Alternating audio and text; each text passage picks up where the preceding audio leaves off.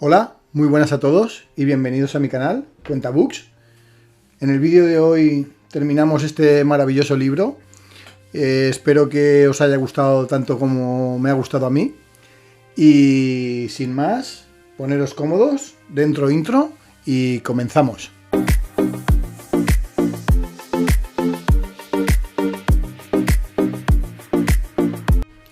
Capítulo 31. Al día siguiente me desperté completamente curado. Pensé que un baño me resultaría muy saludable y fui a sumergirme durante algunos minutos en las aguas de aquel Mediterráneo. Era, con toda seguridad, el nombre que mejor se merecía. Volví para desayunar con un gran apetito. Hans estaba cocinando nuestro escaso menú. Había agua y fuego a su disposición, de manera que pudo variar un poco nuestro ordinario. A los postres nos sirvió unas tazas de café y nunca me pareció tan agradable degustar ese delicioso brebaje. Ahora, dijo mi tío, ha llegado la hora de la marea y no hay que desperdiciar la ocasión de estudiar este fenómeno. ¿Cómo la marea?, exclamé.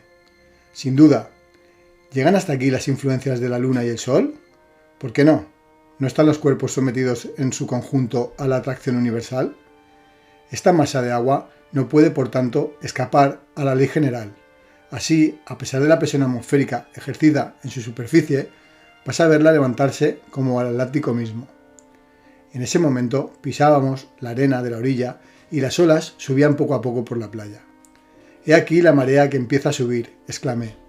«Sí, Axel, y después de este relevo de espumas, el mar se levantará 10 pies. Es maravilloso. No, es natural. Por más que diga usted, tío, todo esto me parece extraordinario, y apenas si doy crédito a mis ojos. ¿Quién hubiera podido imaginar que dentro de la corteza terrestre existía un verdadero océano con sus flujos y sus reflujos, con sus brisas, con sus tempestades? ¿Por qué no? ¿Hay alguna razón física que se oponga a ello?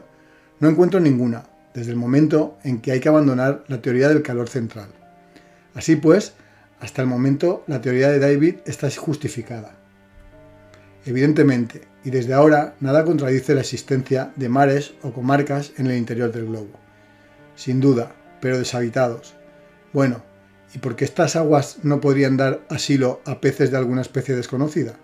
En cualquier caso, hasta ahora no hemos visto ni uno solo. Pues podemos fabricar unas cañas de pescar y ver si el anzuelo tiene el mismo éxito que aquí abajo que en los océanos sublunares. Lo intentaremos, Axel, puesto que hemos de penetrar en todos los secretos de estas nuevas regiones. Pero, ¿dónde estamos? Todavía no le he planteado esta pregunta a la que sus instrumentos ya han debido de responder. Horizontalmente a 350 leguas de la isla. ¿Tanto? Estoy seguro de no equivocarme, en 500 toesas. ¿Y la brújula indica siempre el sudoeste? Sí, con una declinación occidental de 19 grados y 42 minutos, como en tierra exactamente. Dada su inclinación, existe un hecho curioso que he observado con el mayor cuidado. ¿Cuál? Que la aguja, en lugar de inclinarse hacia el polo como lo hace en el hemisferio boreal, se levanta en sentido contrario. ¿Hay por tanto que concluir que el punto de atracción magnético está comprendido entre la superficie del globo y el sitio en que nos encontramos? Precisamente, y es probable que si llegásemos hacia las regiones polares, hacia el grado 70, donde James Ross descubrió el polo magnético, veríamos levantarse verticalmente la aguja. Por lo tanto, ese misterioso centro de atracción no se encuentra situado a gran profundidad. En efecto, he aquí un hecho que la ciencia ni siquiera ha sospechado. La ciencia, muchacho, está hecha de errores, pero es bueno cometer esos errores, ya que ellos llevan poco a poco a la verdad. ¿Y a qué profundidad nos encontramos? A una profundidad de 35 leguas. Así pues, dije yo mirando el mapa, la parte montañosa de Escocia está justo encima de nosotros, y es ahí donde los montes grampianos elevan su cima cubierta de nieve a alturas prodigiosas. Sí, respondió el profesor riendo, es algo pesado de llevar, pero la bóveda es sólida. El gran arquitecto del universo la ha construido con buenos materiales, y nunca el hombre pudo darle tal capacidad. ¿Qué son los arcos de los puentes y las bóvedas de las catedrales al lado de esta nave de 3 leguas de radio bajo la que un océano y sus tempestades pueden desarrollarse a sus anchas. Oh, no temo que el cielo me caiga en la cabeza. Y ahora, tío, ¿cuáles son sus proyectos? ¿No piensa regresar a la superficie del globo? ¿Regresar? Pero bueno, por el contrario, continuaremos nuestro viaje, puesto que todo ha salido tan bien hasta ahora. Sin embargo, no veo cómo podremos penetrar bajo esta llanura líquida. Oh, ni yo pretendo precipitarme de cabeza. Pero sí, propiamente hablando, los océanos no son más que lagos, puesto que están rodeados de tierra. Con mayor razón, este mar interior se encuentra circunscrito en el macizo de granito. De eso no cabe duda. Pues bien, en la orilla opuesta estoy seguro de encontrar nuevas salidas. ¿Qué longitud supone que puede tener este océano? 30 o 40 leguas. Ah, dije, imaginando que esta estimación podía muy bien ser inexacta. Así pues, no tenemos tiempo que perder, y mañana nos haremos a la mar. Involuntariamente busqué con los ojos el navío que debía transportarnos. Ah, dije, nos embarcaremos. Bien, ¿en qué barco tomaremos pasaje? No será un barco, muchacho, pero sí una buena y sólida balsa. ¿Una balsa?, exclamé. Una balsa es tan imposible de construir como un navío. Y no veo... ¿No ves, Axel? Pero si escuchases, podrías oír. ¿Oír? Sí, unos martillazos que te indicarían que Hans ya ha puesto manos a la obra. ¿Está construyendo una balsa? Sí. ¿Cómo? ¿Ha derribado ya árboles con sus hacha? Oh, los árboles estaban ya todos derribados. Ven y lo verás trabajar. Tras un cuarto de hora de marcha, al otro lado del promontorio, que formaba el pequeño puerto natural, vi a Hans trabajando. Unos pasos más y estuve cerca de él. Con gran sorpresa mía, vi, tendida sobre la arena, una balsa medio terminada. Estaba hecha de troncos de una madera singular y un gran número de tablones, curvas y cuadernas de toda clase cubrían literalmente el suelo. Había allí con qué construir una flota completa. Tío, exclamé, ¿qué madera es esa? Es pino, abeto, abedul, todas las especies de coníferas del norte, mineralizadas por la acción del agua del mar. ¿Es posible? Es lo que llaman sutalbradur, o madera fosilizada. Pero entonces, ¿cómo los lignitos deben de tener la dureza de la piedra y no poder flotar? A veces sucede. Hay maderas que se vuelven auténticas antracitas, pero otras, como estas, no han sufrido todavía el comienzo de transformación en fósiles. Mira bien, añadió mi tío, tirando al mar uno de aquellos preciosos restos. El trozo de madera, después de desaparecer, volvió a la superficie del agua, oscilando con el vaivén de las ondas. ¿Estás convencido?, dijo mi tío, convencido sobre todo de que esto es increíble.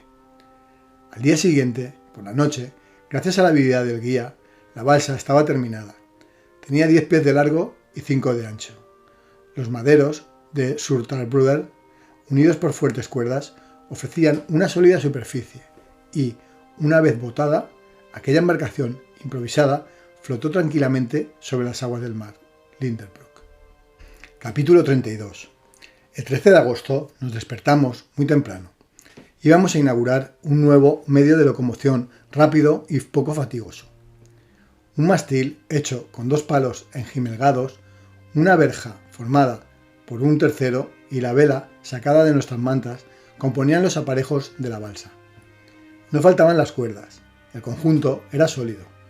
A las 6, el profesor dio la señal para embarcar. Los víveres, los equipajes, los instrumentos, las armas y una notable cantidad de agua dulce recogida en las rocas se encontraban a bordo. Hans había instalado un gobernalle que le permitía dirigir su aparato flotante. Se puso al timón. Yo desaté las amarras que nos retenían. Orientamos la vela y dejamos la orilla rápidamente. En el momento de dejar el pequeño puerto, mi tío, aferrado a su nomenclatura geográfica, quiso darle un nombre, el mío, entre otros. Tengo otro que proponerle, dije. ¿Cuál? El nombre de Grauben. Puerto Grauben. Quedará muy bien en el mapa. Que sea Puerto Grauben. He aquí como recuerdo de mi querida irlandesa quedó vinculado a nuestra arriesgada expedición. La brisa soplaba del noreste. Navegábamos viento en popa a gran velocidad. Las capas, muy densas, de la atmósfera tenían un empuje considerable y actuaban sobre la vela como un potente ventilador. Al cabo de una hora, mi tío había podido estimar con bastante exactitud nuestra velocidad. Si continuamos navegando así, dijo, Haremos por lo menos 30 leguas cada 24 horas y no tardaremos en avistar la orilla opuesta. No respondí y fui a colocarme en la parte delantera de la balsa. La costa septentrional iba disminuyendo en el horizonte. Los dos brazos de la orilla se abrían ampliamente como para facilitar nuestra partida. Ante mis ojos se extendía un mar inmenso. Grandes nubes paseaban rápidamente por la superficie, su sombra grisácea, que parecía pesar sobre el agua sombría. Los rayos plateados de la luz eléctrica, reflejados aquí y allá por alguna gota, hacían brotar algunos puntos luminosos en los remolinos de la embarcación. Pronto perdimos de vista la tierra. Desapareció todo punto de referencia y, sin la estela espumosa de la balsa, hubiera podido creer que permanecíamos completamente inmóviles.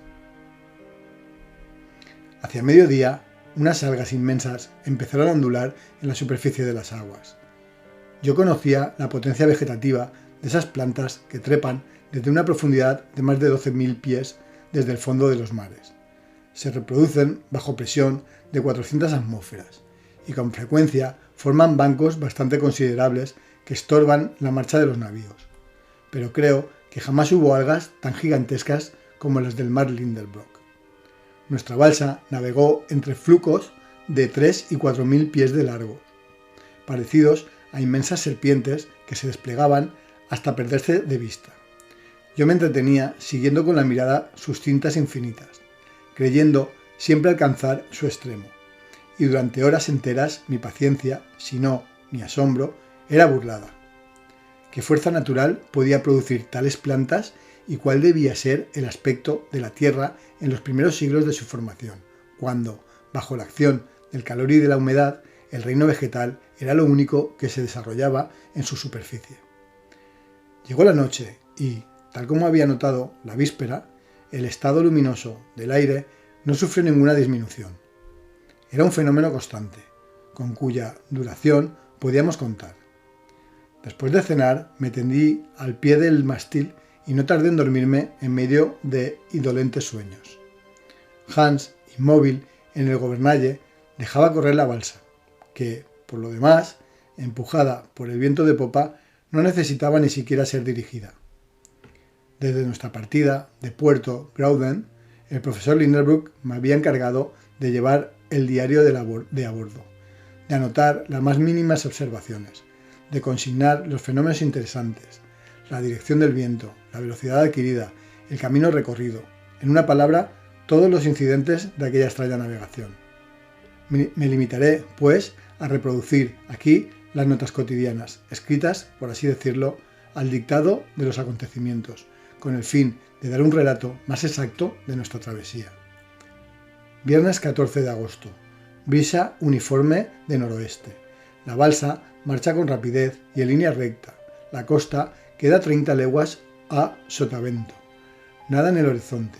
La intensidad de la luz no varía. Buen tiempo, es decir, que las nubes están muy elevadas, poco espesas y bañadas en una atmósfera blanca como si fuese plata en fusión. Termómetro 32 grados centígrados. A mediodía, Hans ha preparado un anzuelo enganchado en el extremo de una cuerda. Como cebo le ha puesto un trozo de carne y lo ha echado al mar. Durante 2 horas nada pica. ¿Estarán deshabitadas estas aguas? No, se producen unas sacudidas. Hans tira de la cuerda y saca un pez que se debate vigorosamente. ¡Un pez!, exclama mi tío. Es un esturión, exclamo yo, a mi vez. Un esturión pequeño.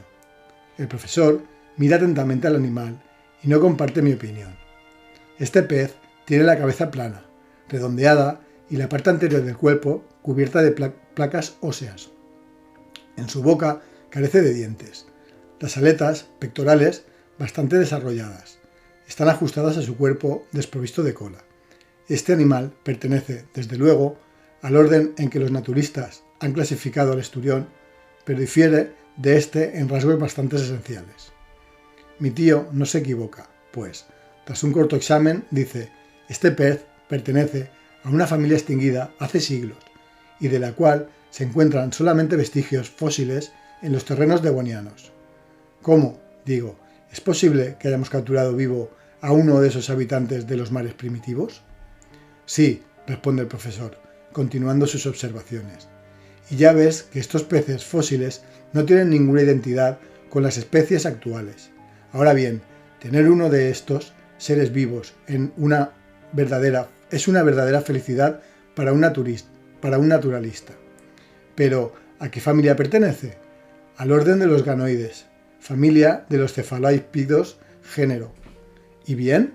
Género de los peitichis. Lo juraría, pero este ofrece una peculiaridad que, según se dice, solo se encuentra en los peces de las aguas subterráneas. ¿Cuál? Es ciego. ¿Ciego? No solamente ciego, sino que carece absolutamente del órgano de la vista. Miró, nada más cierto, pero pudiera ser un caso particular. Volvemos a cebar el anzuelo y lo lanzamos nuevamente al mar. De seguro, este océano es muy abundante en peces, ya que en 2 horas cogemos una gran cantidad de perchis, así como peces pertenecientes a una familia igualmente extinguida, los dipteridos, pero cuyo género no puede reconocer mi tío. Todos carecen del órgano de la vista. Esta pesca inesperada renueva ventajosamente nuestras provisiones. Así pues, parece ser una constante que este mar solo encierra especies fósiles, entre las cuales los peces, como los reptiles, son tanto más perfectos cuanto más antigua es su creación. ¿Encontraremos quizás algunos de esos saurios que la ciencia ha sabido reproducir con un trozo de osamenta o de cartílago? Tomó el anteojo y examinó el mar. Está desierto, sin duda estamos todavía muy cerca de la costa. Miró al aire. ¿Por qué algunos de esos pájaros reconstruidos por el inmortal Cuvier no podría batir con sus alas estas pesadas capas atmosféricas? Los peces le aportarían suficiente alimento. Observó el espacio, pero los aires están tan deshabitados como las orillas. Sin embargo, mi imaginación me transporta hacia las maravillosas hipótesis de la paleontología sueño despierto. Creo que en la superficie de las aguas, esos enormes ejércitos, esas tortugas antediluvianas, semejantes a islotes flotantes, por las playas ensombrecidas pasan los grandes mamíferos de los primeros tiempos, el leptoterio, encontrado en las cavernas de Brasil, el meritoterio, llegado de las regiones heladas de Siberia, más lejos el paquidermo, Lophiodon. Ese tapir gigantesco se esconde detrás de las rocas, presto a disputar su presa al anoploterio, extraño animal, mezcla de rinoceronte, caballo, hipopótamo y camello, como si el creador, demasiado apresurado, en las primeras horas del mundo, hubiera reunido varios animales en uno solo. El mastodonte, gigante, da vueltas a su trompa y tritura entre sus colmillos las rocas de la orilla, mientras que el megaterio, arqueado sobre sus enormes patas, rebusca en la tierra, despertando, con sus rugidos, el eco sonoro del granito. Más arriba, el protopiteco, el primer mono aparecido en la superficie del globo, escala las cimas escarpadas. Más arriba, aún, el pterodáctilo, de mano alada, se desliza como un murciélago por el aire comprimido. Por fin, en las últimas capas, pájaros inmensos, más poderosos que el casoar, más grandes que el avestruz, despliegan sus vastas alas y van a dar con su cabeza contra la cúpula de granito. Todo este mundo fósil renace en mi imaginación. Me transporto a las épocas bíblicas de la creación, mucho antes del nacimiento del hombre, cuando la tierra, incompleta, no podía bastarle todavía. Mis sueños van más allá de la aparición de los seres animales. Desaparecen los mamíferos, después los pájaros, los reptiles de la época secundaria y por fin los peces, los crustáceos, los moluscos, los articulados. Los zoocitos del periodo de transición vuelven a la nada. Toda la vida de la Tierra se resume en mí, y mi corazón es el único que late en ese mundo despoblado. No hay estaciones, no hay climas. El propio calor del globo aumenta sin cesar y neutraliza el del astro radiante. La vegetación crece exageradamente. Paso como una sombra en medio de los helechos arborescentes, pisando con mi paso incierto las irisadas margas y las areniscas abigarradas del suelo. Me apoyo en las coníferas inmensas, me acuesto a la sombra de los esfenófilos, de los asterófilos y de los licopodios de 100 pies de altura. Los siglos transcurren como días. Voy remontando la serie de las transformaciones terrestres.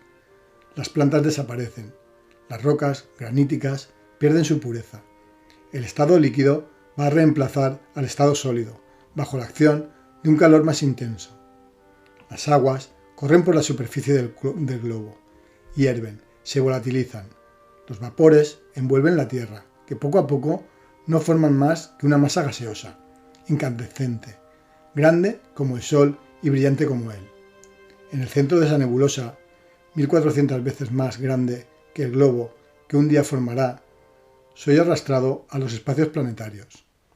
Mi cuerpo se sutiliza, se sublima y se confunde con un átomo imponderable, con esos vapores inmensos que trazan en el infinito su órbita inflamada. ¡Qué sueño! ¿Dónde me lleva? Mi mano febril traza sobre el papel extraños detalles. Lo he olvidado todo, el profesor, el guía y la balsa. Una alucinación se ha adueñado de mi espíritu. ¿Qué tienes?, pregunta mi tío. Mis ojos, enormemente abiertos, se fijan en él sin verlo. Ten cuidado, Axel, vas a caerte al mar. Al mismo tiempo, siento que la mano de Hans me agarra vigorosamente. Sin él, bajo el imperio de mi sueño, me hubiera precipitado en el agua. ¿Pero es que se está volviendo loco?, grita el profesor. ¿Qué pasa?, dijo al fin, volviendo en mí. ¿Estás enfermo? No, he tenido un momento de alucinación, pero ya ha pasado. ¿Va todo bien? Sí, buena brisa, buen mar, navegamos rápidamente, y si mis cálculos no me engañan, no podemos tardar en llegar a tierra. Ante estas palabras me levanto, observo el horizonte, pero la línea del agua sigue confundiéndose con la línea de las nubes. Capítulo 33. Sábado 15 de agosto. El mar conserva su monótona uniformidad. No se ve tierra alguna. El horizonte parece excesivamente lejano.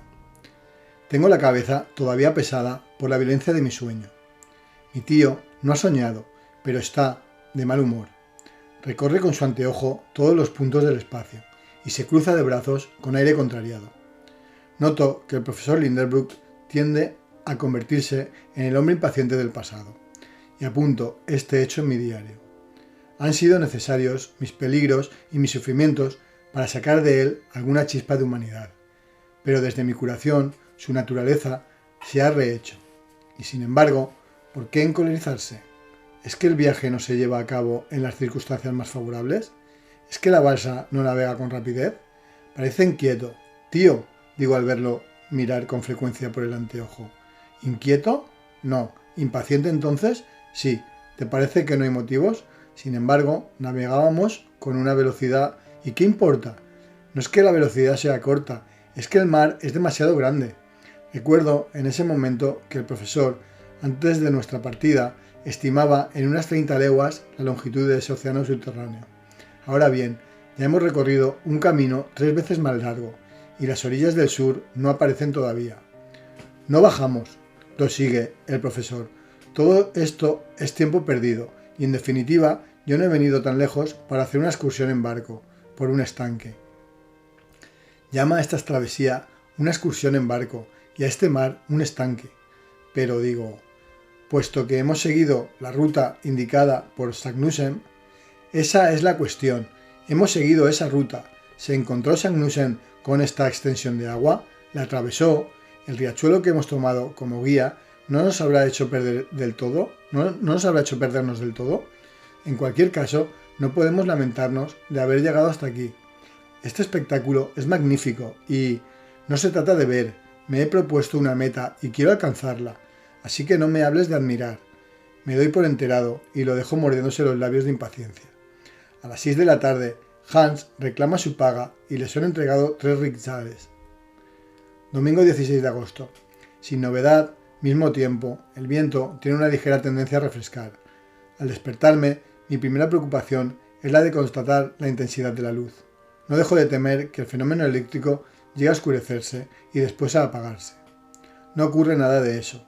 La sombra de la balsa se dibuja con claridad en la superficie del agua. Realmente este mar es infinito. Debe tener el ancho del Mediterráneo o incluso del Atlántico. ¿Por qué no? Mi tío hace varios sondeos. Ata uno de los picos más pesados al extremo de una cuerda, que deja largar 200 brazas. No toca fondo. Nos cuesta mucho trabajo recuperar nuestra sonda. Una vez llegado el pico a bordo, Hans me hace observar que en su superficie hay unas señales muy acusadas. Se diría que el trozo de hierro ha sido vigorosamente apretado entre dos cuerpos duros. Miro al cazador. Thunder, dice, no le comprendo. Me vuelvo hacia mi tío, que se encuentra totalmente absorto en sus reflexiones. No me preocupo de molestarlo. Me vuelvo hacia el islandés. Este, abriendo y cerrando varias veces la boca, me hace comprender su pensamiento. Dientes, digo, con estupor, examinando más atentamente la barra de hierro. Sí, son dientes, cuya huella se ha incrustado en el metal. Las mandíbulas, así guarnecidas, deben de poseer una fuerza prodigiosa. ¿Es un monstruo de una de las especies perdidas que se agita en las profundidades de las aguas, más voraz que el escualo? ¿Más temible que la ballena? No puedo apartar mis ojos de esa barra medio roída. ¿Es que mi sueño de la noche anterior va a hacerse realidad? Estos pensamientos me agitan durante todo el día y mi imaginación queda apenas calmada por un sueño de algunas horas. Lunes 17 de agosto. Intento acordarme de los instintos particulares de esos animales antidiluvianos de la época secundaria, que, sucediendo a los moluscos, a los crustáceos y a los peces, procedieron a la aparición de los mamíferos sobre el globo. El mundo pertenecía entonces a los reptiles. Esos monstruos reinaban como dueños y señores en los mares jurásicos. La naturaleza les había concedido la construcción más completa. ¡Qué gigantesca estructura! ¡Qué fuerza prodigiosa! Los saurios actuales, caimanes o cocodrilos, los más grandes y más temibles, no son más que débiles miniaturas de sus padres de las primeras edades. Siento un escalofrío ante la evocación que estoy haciendo de estos monstruos. Ningún ojo humano los ha visto vivos. Aparecieron en la Tierra 1000 siglos antes que el hombre, pero sus osamentas fosilizadas, encontradas en ese terreno calcáreo, arcilloso, que los ingleses llamaron Liásico, han permitido reconstruirlos anatómicamente y conocer su colosal conformación. He visto en el Museo de Hamburgo el esqueleto de uno de esos saurios que medía 30 pies de largo.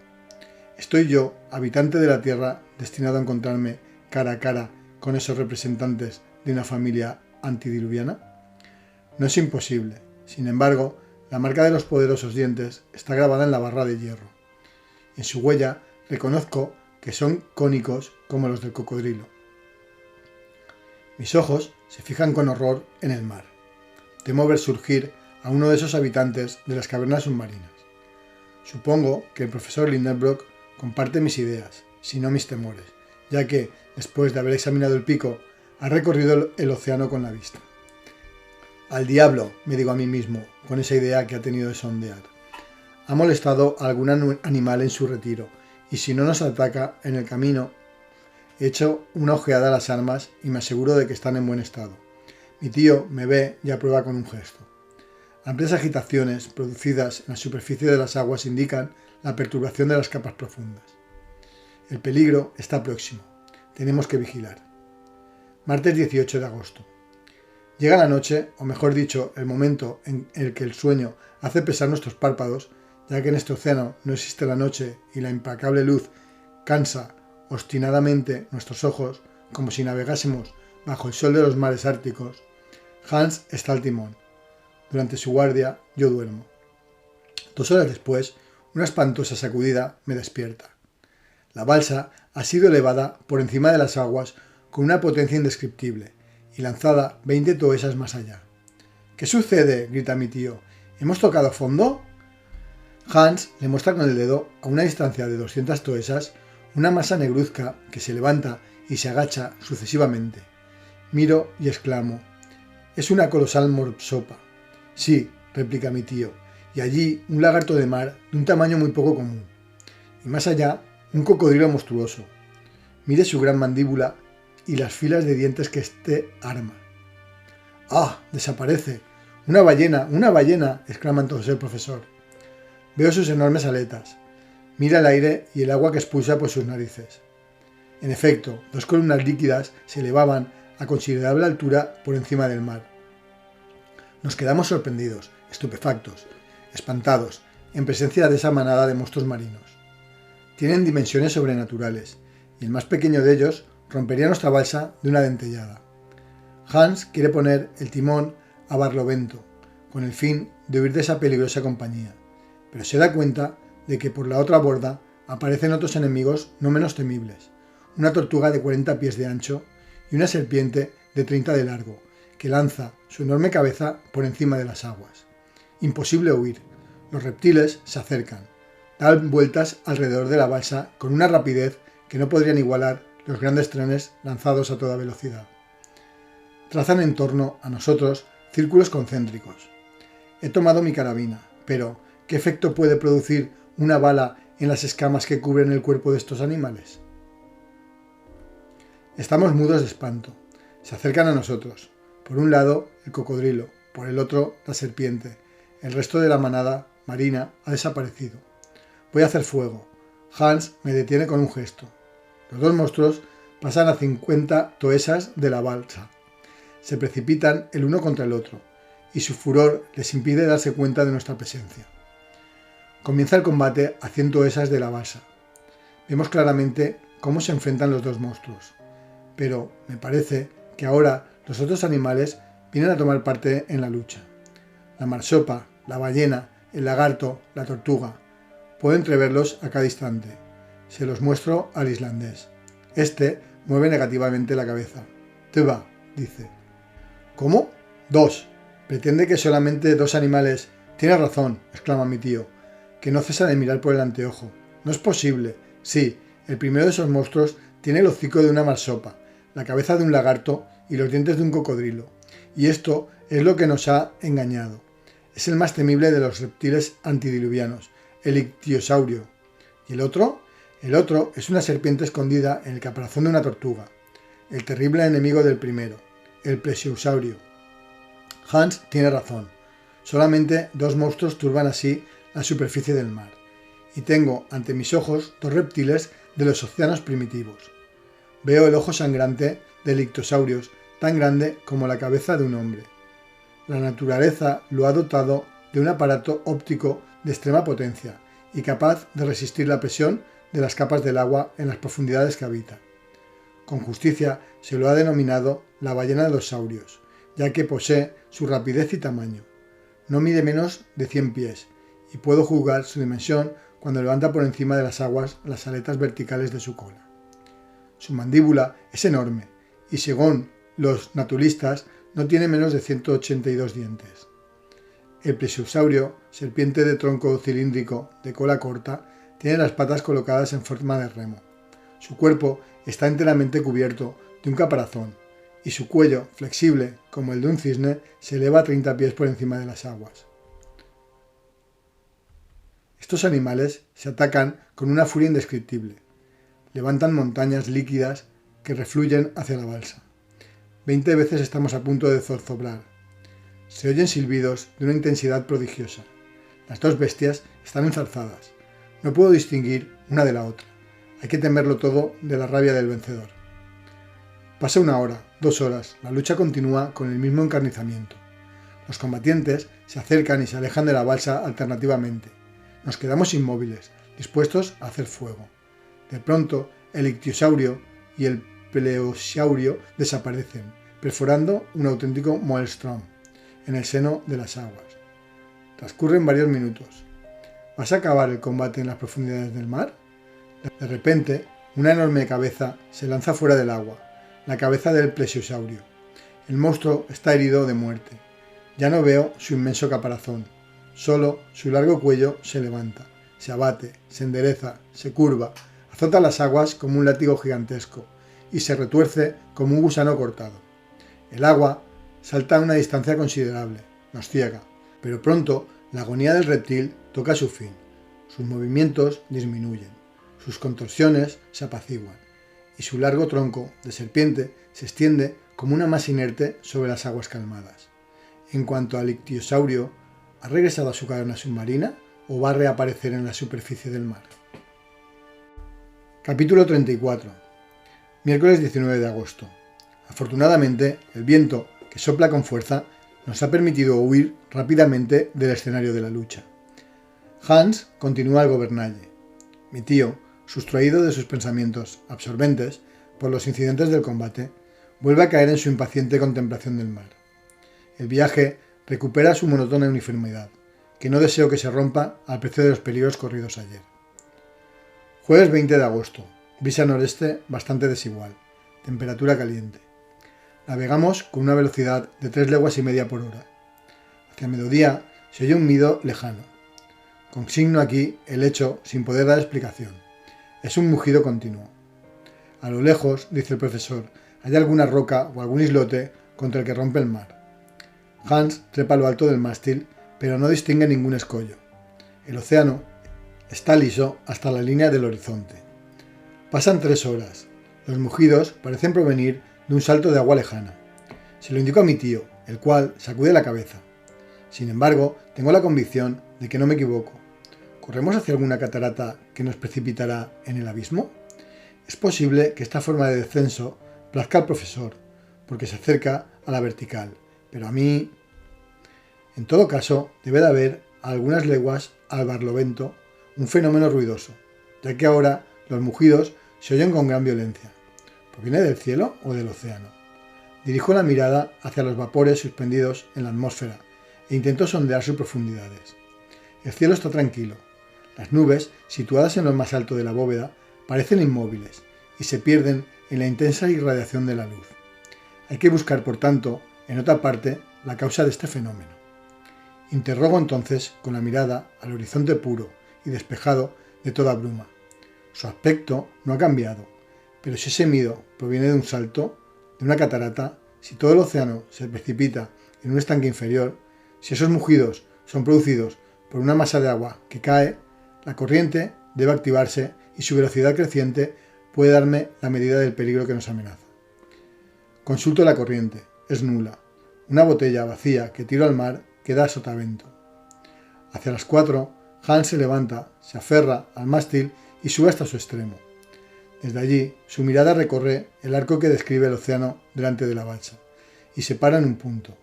Su semblante no expresa ninguna sorpresa, pero sus ojos han quedado fijos. «Ha visto algo», dice mi tío. «Eso creo». Hans vuelve a bajar y extiende su brazo hacia el sur diciendo «Der Nere». «¿Allí?», responde mi tío, y toma su anteojo. Mira atentamente durante un minuto, que a mí me pareció un siglo. «Sí, sí», exclama. «¿Qué ve usted?» «Un surtidor inmenso que se levanta por encima de las aguas». «¿Otro animal marino?» «Pudiera ser». «Entonces pongamos rumbo más al oeste, ya que sabemos a qué atenernos sobre el peligro de encontrarnos con esos monstruos antidiluvianos». «Dejémonos ir», responde mi tío. Me vuelvo hacia Hans. Hans mantiene el timón con un rigor inflexible. Sin embargo, si desde la distancia que nos separa de este animal, distancia que se puede estimar en 12 leguas, por lo menos, se puede ver la columna de agua escupida por sus respiraderos, debe de ser un tamaño sobrenatural. Huir sería conformarse con las leyes de la prudencia más vulgar. Pero nosotros no hemos venido aquí para ser prudentes. Seguimos, pues, adelante. Cuanto más nos acercamos, más se agranda el surtidor. ¿Qué monstruo puede llenarse de semejante cantidad de agua y expulsarla así sin interrupción? A las 8 de la tarde no estábamos ni a 2 leguas de él. Su cuerpo negruzco, enorme, monstruoso, se extiende en el mar como un islote. ¿Es ilusión? ¿Es miedo? Su longitud me parece sobrepasar las 1000 toesas. ¿Cuál es, pues, ese cetáceo que no han previsto ni los Cuvier ni los Blumage? Está inmóvil y como dormido. El mar parece no poder levantarlo, y las olas se ondulan a sus flancos. La columna de agua, proyectada a una altura de 500 pies, vuelve a caer en forma de lluvia con un ruido ensordecedor. Corremos como insensatos hacia esa poderosa masa a la que 100 ballenas no podría alimentar un solo día. Me invade el terror.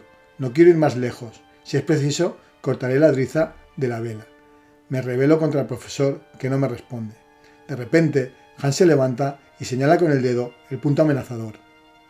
Holm, dice. Una isla, exclama mi tío. Una isla, digo yo a mi vez, alzando los hombros. Evidentemente, responde el profesor, soltando una estrepitosa carcajada. ¿Pero esa columna de agua? Geyser, dice Hans. Sí, un geyser sin duda, responde mi tío. Un geyser parecido a los de Islandia. En principio, me resisto a haberme equivocado de una forma tan burda, haber tomado un islote por un monstruo marino. Pero la evidencia se impone y tengo que reconocer mi error. Ahí no hay más que un fenómeno natural. A medida que nos acercamos, las dimensiones del chorro líquido se vuelven grandiosas. El islote representa, hasta el punto de confundirse, un inmenso cetáceo cuya cabeza domina las aguas a una altura de 10 toesas. El geyser, palabra que los islandeses pronuncian Geysir y que significa furor, se levanta majestuosamente en su extremo. Sordas detonaciones estallan de vez en cuando y el enorme chorro, atacado por cóleras más violentas, sacude su penacho de vapores saltando hasta la primera capa de nubes. Está solo, no hay fumarolas ni lo rodean manantiales calientes, y en él se resume toda la potencia volcánica. Los rayos de la luz eléctrica vienen a mezclarse con este surtidor resplandeciente, cuyas gotas se matizan de todos los colores del prisma. Atraquemos, dice el profesor, pero hay que evitar con cuidado esa tromba de agua, que echaría a pique la bala de un instante. Hans, maniobrando con destreza, nos lleva hasta el extremo del islote. Salto sobre la roca. Mi tío me sigue ágilmente, mientras que el cazador permanece en su puesto, como un hombre que está por encima de todo asombro. Caminamos sobre un granito mezclado con toba silícea. El suelo se estremece bajo nuestros pies, con los flancos de una caldera en que se retuerce el vapor sobrecalentado. Está ardiendo. Llegamos a la vista de un pequeño estanque central donde se eleva el geyser. Sumerjo en el agua, que brota hirviendo, un termómetro de declinación y marca una temperatura de 163 grados. Así pues, el agua sale de un foco ardiente. Ello contradice singularmente las teorías del profesor Lindenbrook, no pudiendo impedir hacérselo notar. Y bien, me replica, ¿qué prueba esto en contra de mi doctrina? Nada, digo con tono seco, viendo que tropiezo con una cabezonería absoluta. Sin embargo, me veo obligado a confesar que hasta aquí nos hemos visto singularmente favorecidos y que, por una razón que se me escapa, este viaje se está llevando a cabo en condiciones particulares de temperatura. Pero me parece evidente, seguro, que un día u otro llegaremos a esas regiones en las que el calor central alcanza los más altos límites y sobrepasa todas las graduaciones de los termómetros. Ya lo veremos, son las palabras del profesor, quien, tras haber bautizado este islote volcánico con el nombre de su sobrino, da la señal de embarcar. Durante algunos minutos me quedo contemplando aún el geyser. Observo que su chorro es irregular en sus accesos, que de vez en cuando disminuye su intensidad para volver con renovado vigor, lo que atribuyo a las variaciones de presión acumuladas en su depósito. Por fin partimos rodeando las escarpadísimas rocas del sur. Hans ha aprovechado esta parada para restaurar un poco la balsa. Pero antes de alejarnos, hago algunas observaciones para calcular la distancia recorrida y las anoto en mi diario. Hemos recorrido 270 leguas de mar desde Puerto Grauden y estamos a 620 leguas de Islandia, debajo de Inglaterra. Capítulo 35. Viernes 21 de agosto. Al día siguiente, el magnífico geyser ha desaparecido.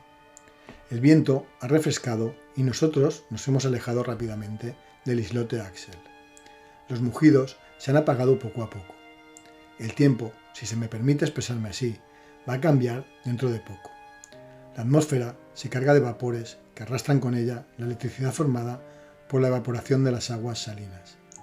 Las nubes empiezan a bajar de forma sensible y toman un tinte oliváceo. Los rayos eléctricos apenas pueden perforar esa opaca cortina bajada sobre el escenario en que se va a desarrollar el drama de las tempestades. Me siento especialmente impresionado, como cualquier criatura lo estaría en tierra al aproximarse un cataclismo. Los cúmulos amontonados en el sur, ofrecen un aspecto siniestro. Tienen esa apariencia despiadada que con frecuencia he observado al comienzo de las tormentas. El aire es pesado, la mar está en calma. A lo lejos, las nubes parecen grandes balas de algodón, amontonadas en pintoresco desorden. Poco a poco se hinchan y pierden en número lo que ganan en tamaño. Su pesadez es tal que no pueden desprenderse del horizonte, pero bajo el soplo de las corrientes elevadas se funden poco a poco, se ensombrecen y muy pronto ofrecen una única capa de aspecto temible. De vez en cuando, una madeja de vapores, todavía iluminada, salta sobre este tapiz grisáceo y va a perderse pronto en la masa opaca. Evidentemente, la atmósfera está saturada de fluido. También yo estoy completamente impregnado. Mis cabellos se erizan en mi cabeza, como en las cercanías de una máquina eléctrica. Me parece que si mis compañeros me tocasen en ese momento, recibirían una violenta descarga. A las 10 de la mañana, los síntomas de la tormenta son más decisivos. Se diría que el viento amaina, para mejor recuperar el aliento. La nube se asemeja a una ostra inmensa en la que se acumulan los huracanes. No quiero creer en las amenazas del cielo, y sin embargo no puedo evitar decir, se avecina mal tiempo. El profesor no responde. Está de un humor insoportable, al ver que el océano se prolonga indefinidamente ante sus ojos. Ante mis palabras se encoge de hombros. Tendremos una buena tormenta, digo, extendiendo la mano hacia el horizonte. Esas nubes están bajando sobre el mar como si fueran a aplastarlo. Silencio general. El viento calla. La naturaleza tiene el aspecto de una muerta y ni siquiera respira. Sobre el mástil, en el que veo aparecer un ligero fuego de San Telmo, la vela cae en pesados pliegues. La balsa está inmóvil en medio de un mar espeso, sin ondulaciones. Pero, si ya no nos movemos, ¿a qué conservar esa tela que puede ocasionar nuestra perdición al primer choque de la tempestad? Arriémosla, digo, derribemos el mástil, es una medida prudente. No, por todos los demonios, grita mi tío, no y 1000 veces no, que el viento haga presa en nosotros, la tormenta nos arrastre, pero que vean al fin las rocas de una orilla, aunque la balsa tenga que romperse allí en 1000 pedazos. No ha terminado de pronunciar estas palabras cuando el horizonte del sur cambia súbitamente de aspecto. Los vapores acumulados se revuelven en agua, y el aire, violentamente llamado para colmar los vacíos producidos por la condensación, se transforma en huracán. Llega de los extremos más alejados de la caverna. Se intensifica la oscuridad. Apenas si puedo tomar alguna nota incompletas. La balsa se levanta, salta. Mi tío cae cuán largo es. Me arrastro hasta él. Se ha aferrado fuertemente a un trozo de cable y parece contemplar con gran placer el espectáculo de los elementos descandelados. Hans no se mueve. Sus largos cabellos, revueltos por el huracán y caídos sobre su rostro inmóvil, le dan una extraña fisonomía, ya que sus puntas están erizadas de ligeras fosforescencias. Su aspecto pavoroso es el de un hombre antediluviano, contemporáneo de los ictiosaurios y de los megaterios. A pesar de todo, el mástil resiste. La vela se tensa como un globo a punto de reventar. La balsa navega con una velocidad que no puedo calcular, pero menos deprisa que las gotas de agua que desplaza, cuya rapidez traza líneas rectas y claras. La vela, digo haciendo señales de arribarla. No, responde mi tío. Nag, dice Hans, moviendo suavemente la cabeza. Sin embargo, la lluvia forma una catarata que muge ante este horizonte hacia el que corremos como locos. Pero antes de llegar hasta nosotros, el velo de nube se desgarra, el mar entra en ebullición y la electricidad, generada por una enorme acción química que se opera en las capas superiores, se pone en juego. A los estallidos del trueno se mezclan las chispas deslumbrantes del rayo. Innumerables relámpagos se entrecruzan en medio de las detonaciones. La masa de vapores se torna incandescente. Los granizos que golpean el metal de nuestras herramientas y nuestras armas se vuelven luminosos. Las olas, levantadas, parecen otros tantos cerros ignívomes bajo las que incuba un fuego interior y cuyas crestas están coronadas por una llama. Mis ojos están deslumbrados por la intensidad de la luz, mis oídos destrozados por el estruendo de la tormenta. Tengo que agarrarme al mástil, que se dobla como una caña bajo la violencia del huracán. En este punto, mis notas de viaje empezaron a ser muy incompletas. No he vuelto a encontrar más que algunas fugaces observaciones, tomadas maquinalmente, por decirlo así. Pero en su brevedad, incluso en su oscuridad, están impregnadas de la emoción que me dominaba y reflejan, mejor que mi memoria, las impresiones de esta situación. Domingo 23 de agosto. ¿Dónde estamos? Somos arrastrados con una inconmensurable rapidez. La noche ha sido espantosa. La tormenta no se calma. Vivimos en un medio de mido, en una detonación incesante. Nuestros oídos sangran. No podemos intercambiar palabras. Los relámpagos no cesan. Veo descender zigzags que, tras un fulgor rápido, vuelven de abajo arriba y van a chocar contra la bóveda de granito. Si se derrumbase, otros relámpagos se bifurcan o toman la forma de bolas de fuego que estallan como bombas. El estruendo general no parece crecer. Ha sobrepasado los límites de intensidad que puede percibir el oído humano. Y, aunque todos los polvorines del mundo estallaran a la vez, no podríamos oírlos más. Hay una emisión continua de luz en la superficie de las nubes. La materia eléctrica se desprende incesantemente de sus moléculas. Evidentemente, los principios gaseosos del aire están alterados. Innumerables columnas de agua son lanzadas a la atmósfera y vuelven a caer espumeando. ¿A dónde vamos? Mi tío está acostado, cuán largo es en el extremo de la balsa. El calor arrecia. Miro el termómetro, indica, la cifra está borrada. Lunes 24 de agosto. Esto no tendrá fin. ¿Por qué el estado de esta atmósfera tan densa, una vez modificada, no podía ser definitivo? Estamos rotos de cansancio. Hans, como de ordinario. La balsa corre invariablemente hacia el sudeste. Hemos recorrido más de 200 leguas desde el islote Axel. A mediodía, la violencia del huracán arrecia. Hay que amarrar fuertemente todos los objetos que componen el cargamento. Nosotros nos atamos también. Las olas pasan por encima de nuestras cabezas. Imposible dirigirnos una sola palabra desde hace 3 días. Abrimos la boca, movemos los labios. No se produce ningún sonido apreciable. Incluso, hablándonos al oído, no podemos oírnos. Mi tío se acerca a mí, ha articulado algunas palabras. Creo que me ha dicho, estamos perdidos, pero no estoy seguro. Tomo la decisión de escribirle lo siguiente. Arriemos la vela. Me hace una señal de asentimiento. No ha tenido tiempo su cabeza de volver a levantarse cuando un disco de fuego aparece al borde de la balsa.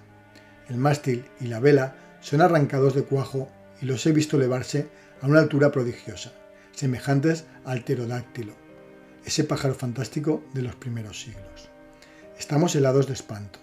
La bola, medio blanca, medio azulada, del grueso de una bomba de 10 pulgadas, se pasea lentamente, girando con una velocidad sorprendente bajo el impulso del huracán.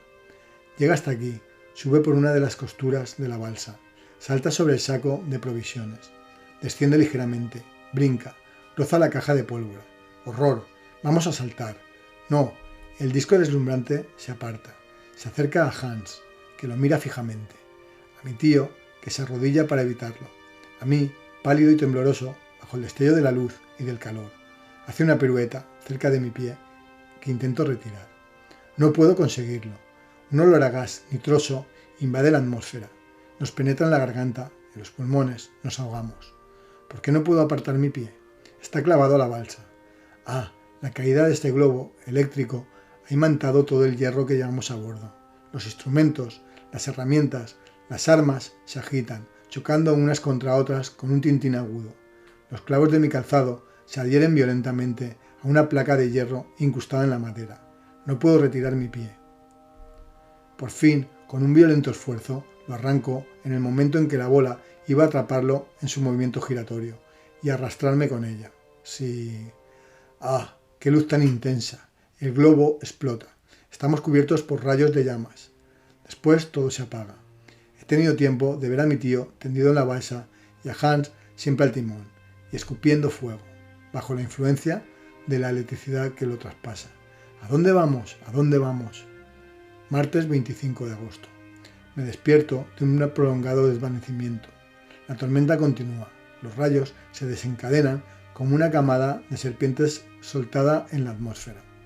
¿Seguimos en el mar? Sí, y transportados con una velocidad incalculable. Hemos pasado bajo Inglaterra, bajo la Mancha, bajo Francia, quizá bajo toda Europa. Soy un nuevo ruido, evidentemente el mar rompiendo contra las rocas. Pero entonces... Capítulo 36. Aquí termina lo que he llamado el diario de a bordo.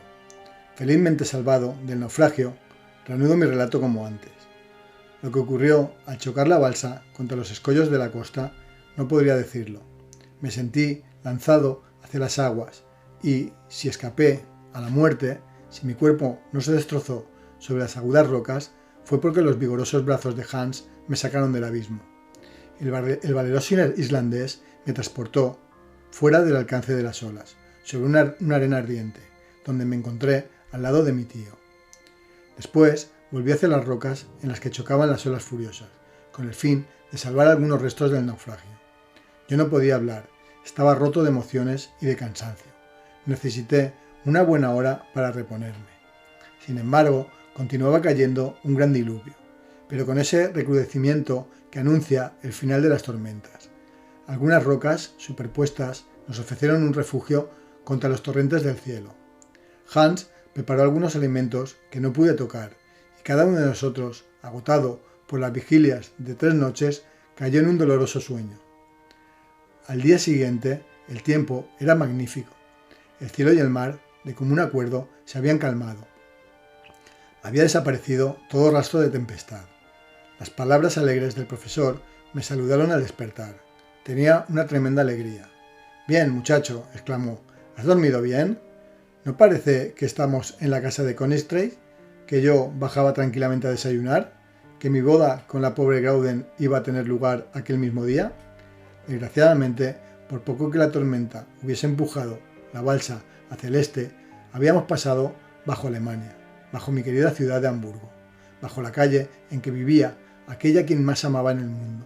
Entonces, apenas me separaban de ella 40 leguas, pero 40 leguas verticales del muro de granito, y en realidad más de 1000 leguas que recorrer. Todas estas dolorosas reflexiones atravesaron rápidamente mi mente antes de que hubiese podido responder a la pregunta de mi tío. «Vaya», repitió, «¿no quieres decir si has descansado bien?» «Muy bien», respondí, «todavía estoy roto, pero no será nada. Absolutamente nada, un poco de cansancio, eso es todo». «Parece que está usted muy contento esta mañana, tío». «Estoy encantado, muchacho, ya hemos llegado». ¿Al final de nuestra expedición? No, al final de este mar que parecía no terminar jamás. Ahora vamos a volver a los caminos terrestres y a hundirnos, de verdad, en las entrañas del globo. Tío, permítame hacerle una pregunta. Te lo permito, Axel. ¿Y el regreso? ¿El regreso? ¿Pero es que piensas volver cuando ni siquiera hemos llegado? No, solo quiero preguntarle cómo lo haremos. De la forma más simple del mundo. Una vez llegados al centro del Esfeboire, o bien encontraremos una nueva ruta para subir a la superficie, o bien volveremos tranquilamente por el camino ya recorrido. Espero que no se cerrará detrás de nosotros. Entonces, habrá que poner la balsa en buen estado, necesariamente. Pero, ¿quedan bastantes provisiones para llevar a cabo todas esas magníficas cosas? Sí, desde luego. Hans es un muchacho hábil, y estoy seguro de que ha salvado la mayor parte de la carga. De todos modos, vamos a asegurarnos. Dejamos aquella gruta abierta a todos los vientos. Tenía una esperanza que al mismo tiempo era un temor. Me parecía imposible que el terrible abordaje de la balsa no hubiese hundido en las aguas todo lo que llevábamos. Me equivocaba. Al llegar a la orilla, vi a Hans en medio de un montón de objetos colocados con orden. Mi tío le dio la mano con un vivo sentimiento de agradecimiento. Aquel hombre, de una abnegación sobrehumana, como quizá no se encontrará otro ejemplo, había trabajado mientras nosotros dormíamos y salvado los objetos más preciados con riesgo de su vida. No es que hubiésemos sufrido pérdidas muy sensibles. Nuestras armas, por ejemplo, pero al fin y al cabo podíamos pasar sin ellas. La provisión de pólvora había permanecido intacta después de haber estado a punto de saltar durante la tormenta. «Bien», exclamó el profesor, «ya que nos faltan los fusiles, nos libramos de la caza». ¿Y los instrumentos? Aquí está el manómetro, el más útil de todos, y por el cual hubiese cambiado el resto. Con él puedo calcular la profundidad y saber en qué momento habremos alcanzado el centro. Sin él nos arriesgábamos a ir más allá y salir por las antípodas. Esta alegría era feroz. ¿Y la brújula?, pregunté. Mírala, en esa roca, en perfecto estado, así como el cronómetro y los termómetros. Ah, el cazador es un hombre muy valioso. Desde luego, había que reconocerlo. De los instrumentos no faltaba ninguno. En cuanto a las herramientas y otros artefactos, vi esparcidos por la arena escalas, cuerdas, picos, piquetas, etc. Sin embargo, quedaba por dilucidar el tema de los víveres. ¿Y las provisiones?, dije. Veamos las provisiones, respondió mi tío. Las cajas que las contenían estaban alienadas en la playa en perfecto estado de conservación. El mar había respetado la mayor parte de ellas, y en total, entre galletas, carne salada, ginebra y pescado seco, podíamos contar todavía con víveres para 4 meses. 4 meses, exclamó el profesor. Tenemos tiempo de ir y volver, y con lo que quede voy a dar una gran cena a todos mis colegas de Jiangnan. Hubiera debido estar habituado desde hace tiempo al temperamento de mi tío, y sin embargo, este hombre me sorprendía siempre. Ahora, dijo, vamos a reponer nuestras provisiones de agua con la lluvia que la tormenta ha depositado en todos estos estanques de granito, y así no tendremos miedo a ser sorprendidos por la sed. En cuanto a la balsa, voy a decirle a Hans que la repare como mejor pueda, aunque me imagino que ya no volverá a servirnos. ¿Cómo es eso?, exclamé. Cosas mías, muchacho. Creo que no saldremos por donde hemos entrado. Miré al profesor con cierto recelo. Me pregunté si no se habría vuelto loco, y sin embargo no sabía cuán acertado iba. Vamos a desayunar, prosiguió. Después que hubo dado instrucciones al cazador, lo seguí hasta un cabo elevado. Allí tomamos un excelente desayuno compuesto de carne seca, galletas y té, y debo confesarlo, uno de los mejores que he hecho a lo largo de toda mi vida. La necesidad, el aire libre, la tranquilidad después de tantas inquietudes, todo contribuía a abrirme el apetito. Durante el desayuno planteé a mi tío la cuestión de saber dónde estábamos en aquel momento. Eso, dije, me parece difícil de calcular.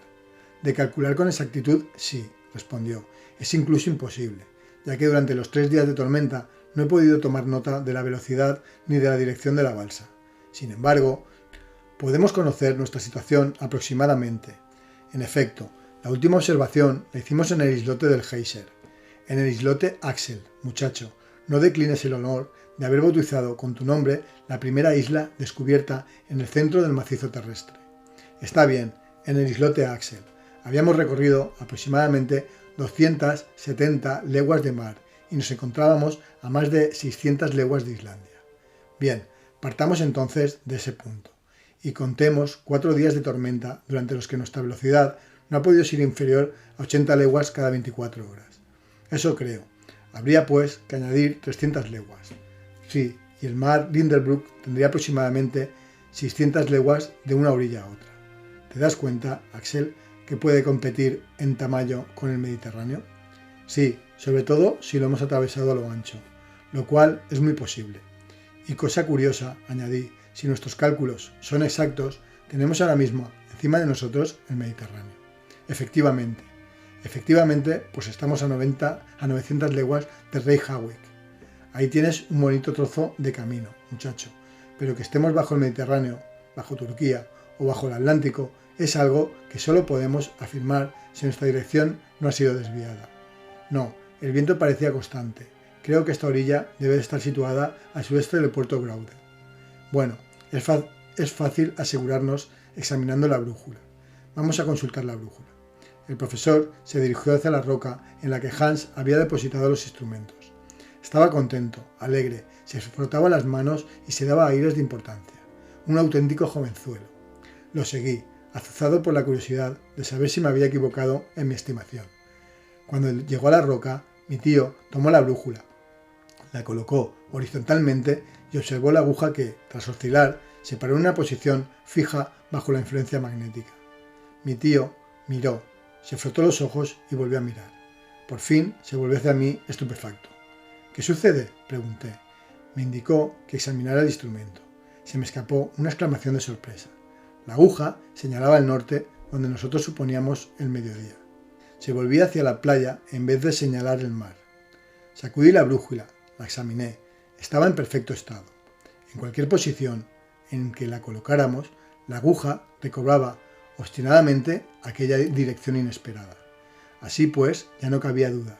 Durante la tormenta se había producido una variación en el viento de la que no nos habíamos percatado, y había llevado la balsa hacia las orillas que mi tío creía haber dejado tras él. Capítulo 37.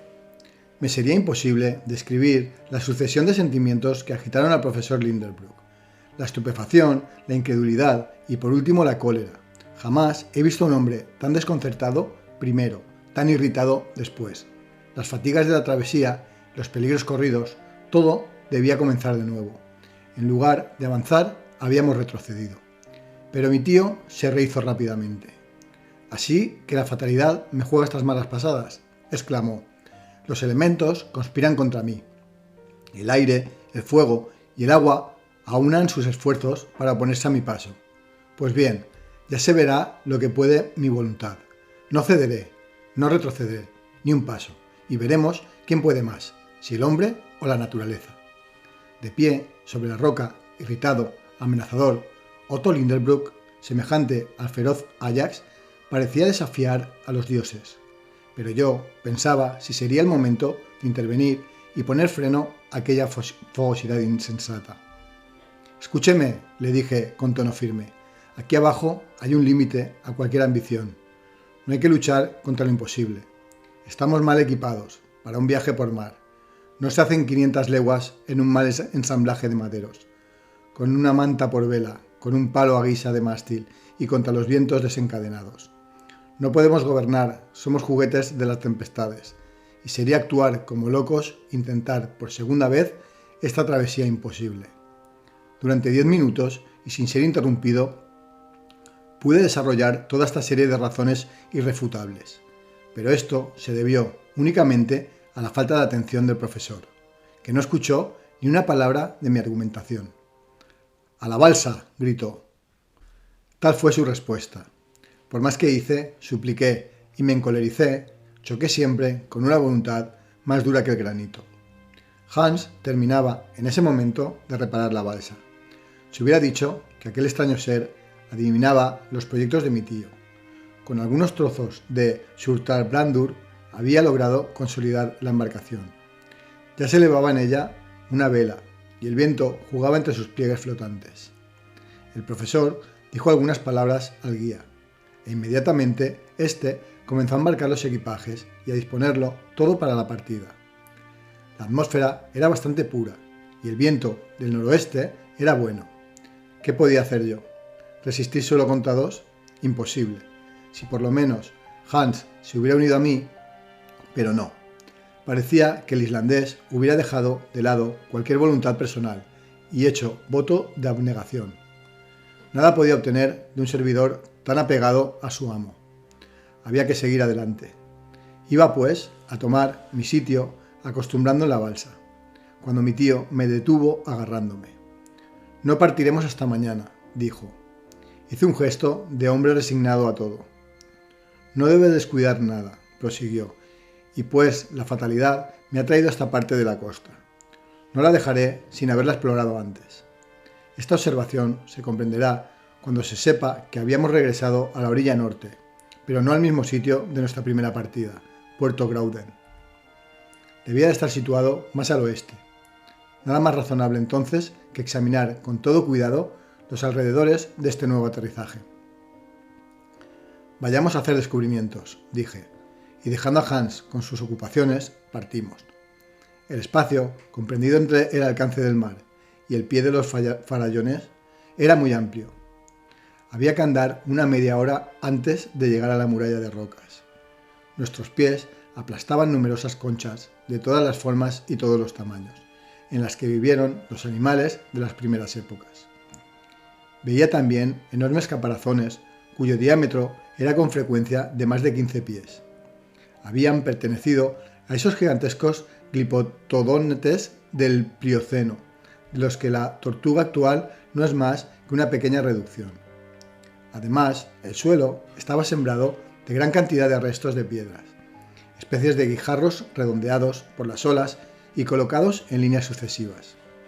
Esta observación me condujo a suponer que antaño el mar debía de ocupar aquel espacio. Sobre las rocas esparcidas y ahora fuera de su alcance, las aguas habían dejado huellas evidentes de su paso. Esto podía explicar hasta cierto punto la existencia de aquel océano a 40 leguas por debajo de la superficie del globo. Pero, a mi entender, aquella masa líquida debía perderse poco a poco en las entrañas de la Tierra y provenía, evidentemente, de las aguas del océano que se abrieron paso a través de alguna fisura. Sin embargo, había que admitir que tal fisura estaba actualmente cerrada, puesto que toda aquella caverna, o mejor, aquel inmenso depósito, se había llenado en un periodo bastante corto. Incluso es posible que el agua, habiendo tenido que luchar contra el fuego subterráneo, se hubiera evaporado en partes. De ahí la explicación de las nubes suspendidas sobre nosotros y la creación de la electricidad que creaba tempestades en el interior del macizo terrestre. Esta teoría sobre los fenómenos de que habíamos sido testigos me parecía satisfactoria, ya que, por grandes que sean las maravillas de la naturaleza, siempre son explicables, por razones físicas. Caminábamos por una especie de terreno sedimentario, formado por las aguas como todos los terrenos de este periodo, tan ampliamente diseminados por toda la superficie del globo. El profesor miraba atentamente cada intersticio de las rocas. Era importante para él sondear la profundidad de cualquier abertura que existiera. Durante una milla costeamos las orillas del mar Linderbrook, cuando el suelo cambió súbitamente de aspecto. Parecía revuelto, convulsionado, por una elevación violenta de las capas inferiores. En múltiples lugares, hundimientos o levantamientos atestiguaban una dislocación potente del macizo terrestre. Avanzamos con dificultad por aquellas quebraduras de granito, mezcladas con sílex, cuarzo y sedimentos de aluvión, cuando un campo, más que un campo, una llanura de osamentas, apareció ante nuestros ojos. Parecía un inmenso cementerio donde las generaciones de 20 siglos fundían su polvo eterno. Enormes montones de restos se extendían a lo lejos, ondeaban hasta la línea del horizonte y se confundían con la bruma. Allí, en 3 millas cuadradas, quizá se acumulaba toda la historia de la vida animal, escrita apenas en los terrenos demasiado recientes del mundo habitado. Sin embargo, una impaciente curiosidad nos arrastraba. Nuestros pies aplastaban con un ruido seco los restos de animales prehistóricos y los fósiles cuyos escasos e interesantes restos se disputan los museos de las grandes ciudades. La existencia de 1000 Cuvier no hubiera sido suficiente para recomponer los esqueletos de los seres orgánicos acostados en aquel magnífico osario. Yo estaba estupefacto. Mi tío había levantado sus grandes brazos hacia la extensa bóveda que nos servía de cielo. Su boca desmesuradamente abierta, sus ojos fulgurantes tras los cristales de sus gafas, su cabeza moviéndose de arriba a abajo y de izquierda a derecha, toda su postura, en fin, denotaba un asombro sin límites. Se encontraba ante una inapreciable colección de leptoterios, mericoterios, lofondontes, anoploterios, megaterios, mastodontes, protopitecos, pterodáctilos, de todos los monstruos antidiluvianos amontonados allí para su satisfacción personal. Imagínese a un apasionado bibliomano transportado de golpe a la famosa biblioteca de Alejandría, quemada por Ornar, y que un milagro hubiese hecho renacer de sus cenizas. Así estaba mi tío, el profesor Linderbrook. Pero fue muy distinto el asombro, cuando, corriendo a través de aquel polvo orgánico, cogió un cráneo desnudo y exclamó con voz estremecida: «Axel, Axel, una cabeza humana». «¿Una cabeza humana, tío?», respondí, no menos estupefacto. «Sí, sobrino. Oh, Milner Edwards. Oh, Quatreface. Si estuvierais aquí, ¿dónde está Otto Linderbrook?». Capítulo 38. Para comprender la evocación de los ilustres sabios franceses hecha por mi tío, es preciso saber que poco tiempo antes de nuestra partida se había producido un hecho de gran importancia para la paleontología. El 28 de marzo de 1863, unos obreros que cavaban, bajo la dirección de Boucher de Peter, en las canteras de Moulins-Quinquon, cerca de Aville, en el departamento de Somme, en Francia, encontraron una mandíbula humana a 14 pies bajo la superficie del suelo. Era el primer fósil de esta especie sacado a la luz del día. Cerca de ella se encontraron hachas de piedra y sílex tallados, coloreados y revestidos por el tiempo de una patina uniforme. Este descubrimiento hizo mucho ruido, no solamente en Francia, sino también en Inglaterra y en Alemania. Varios sabios del Instituto francés, entre otros Milne, Edwards y Quatrefages, tomaron el asunto muy a pecho, demostraron la incontestable autenticidad de los huesos en cuestión y se hicieron defensores del proceso de la mandíbula, según la expresión inglesa. A los geólogos del Reino Unido, que tomaron el hecho como cierto, Falconer, Busch, Carpenter, etc., se unieron sabios de Alemania, y entre ellos, en primera línea, el más fogoso, el más entusiasta, mi tío Lindenbrock. La autenticidad de un fósil humano de la época cuaternaria parecía por tanto demostrada y admitida incontestablemente. A decir verdad, esta tesis había tenido un detractor encarnizado en Elie, de Beaumont. Este sabio, de gran autoridad en la materia, sostenía que el terreno de Moulins-Quinquon no pertenecía al Diluvium, sino a una capa menos vieja. Y, de acuerdo con esto, con Cuvier, no admitía que la especie humana hubiera podido ser contemporánea de los animales de la época cuaternaria.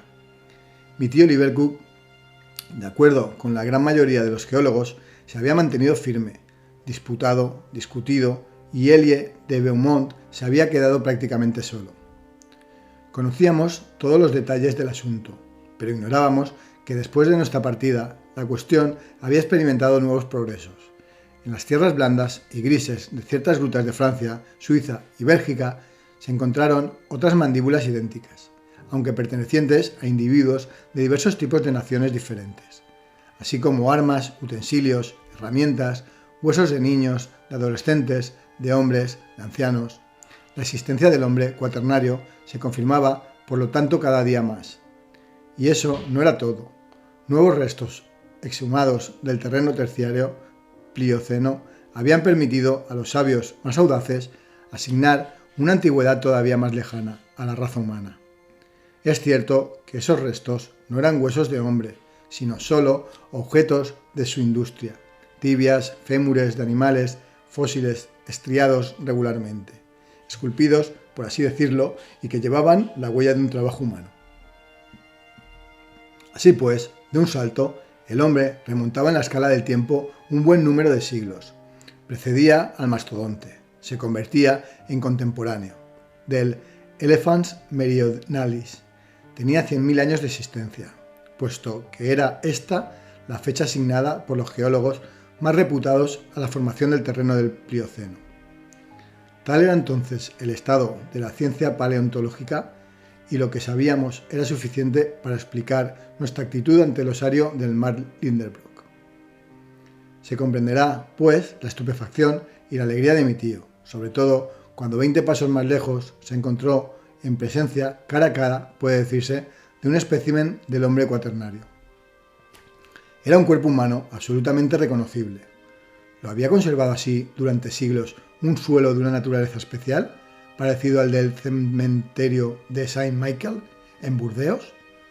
No podía decirlo, pero aquel cadáver, con la piel estirada y apergaminada, los miembros todavía blancos, por lo menos a la vista, los dientes intactos, la cabellera abundante, las uñas de las manos y de los pies de una longitud espantosa, se mostraba a nuestros ojos tal como había vivido.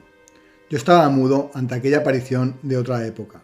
Mi tío, tan locuaz, tan impetuosamente charlatán de costumbre, también callaba.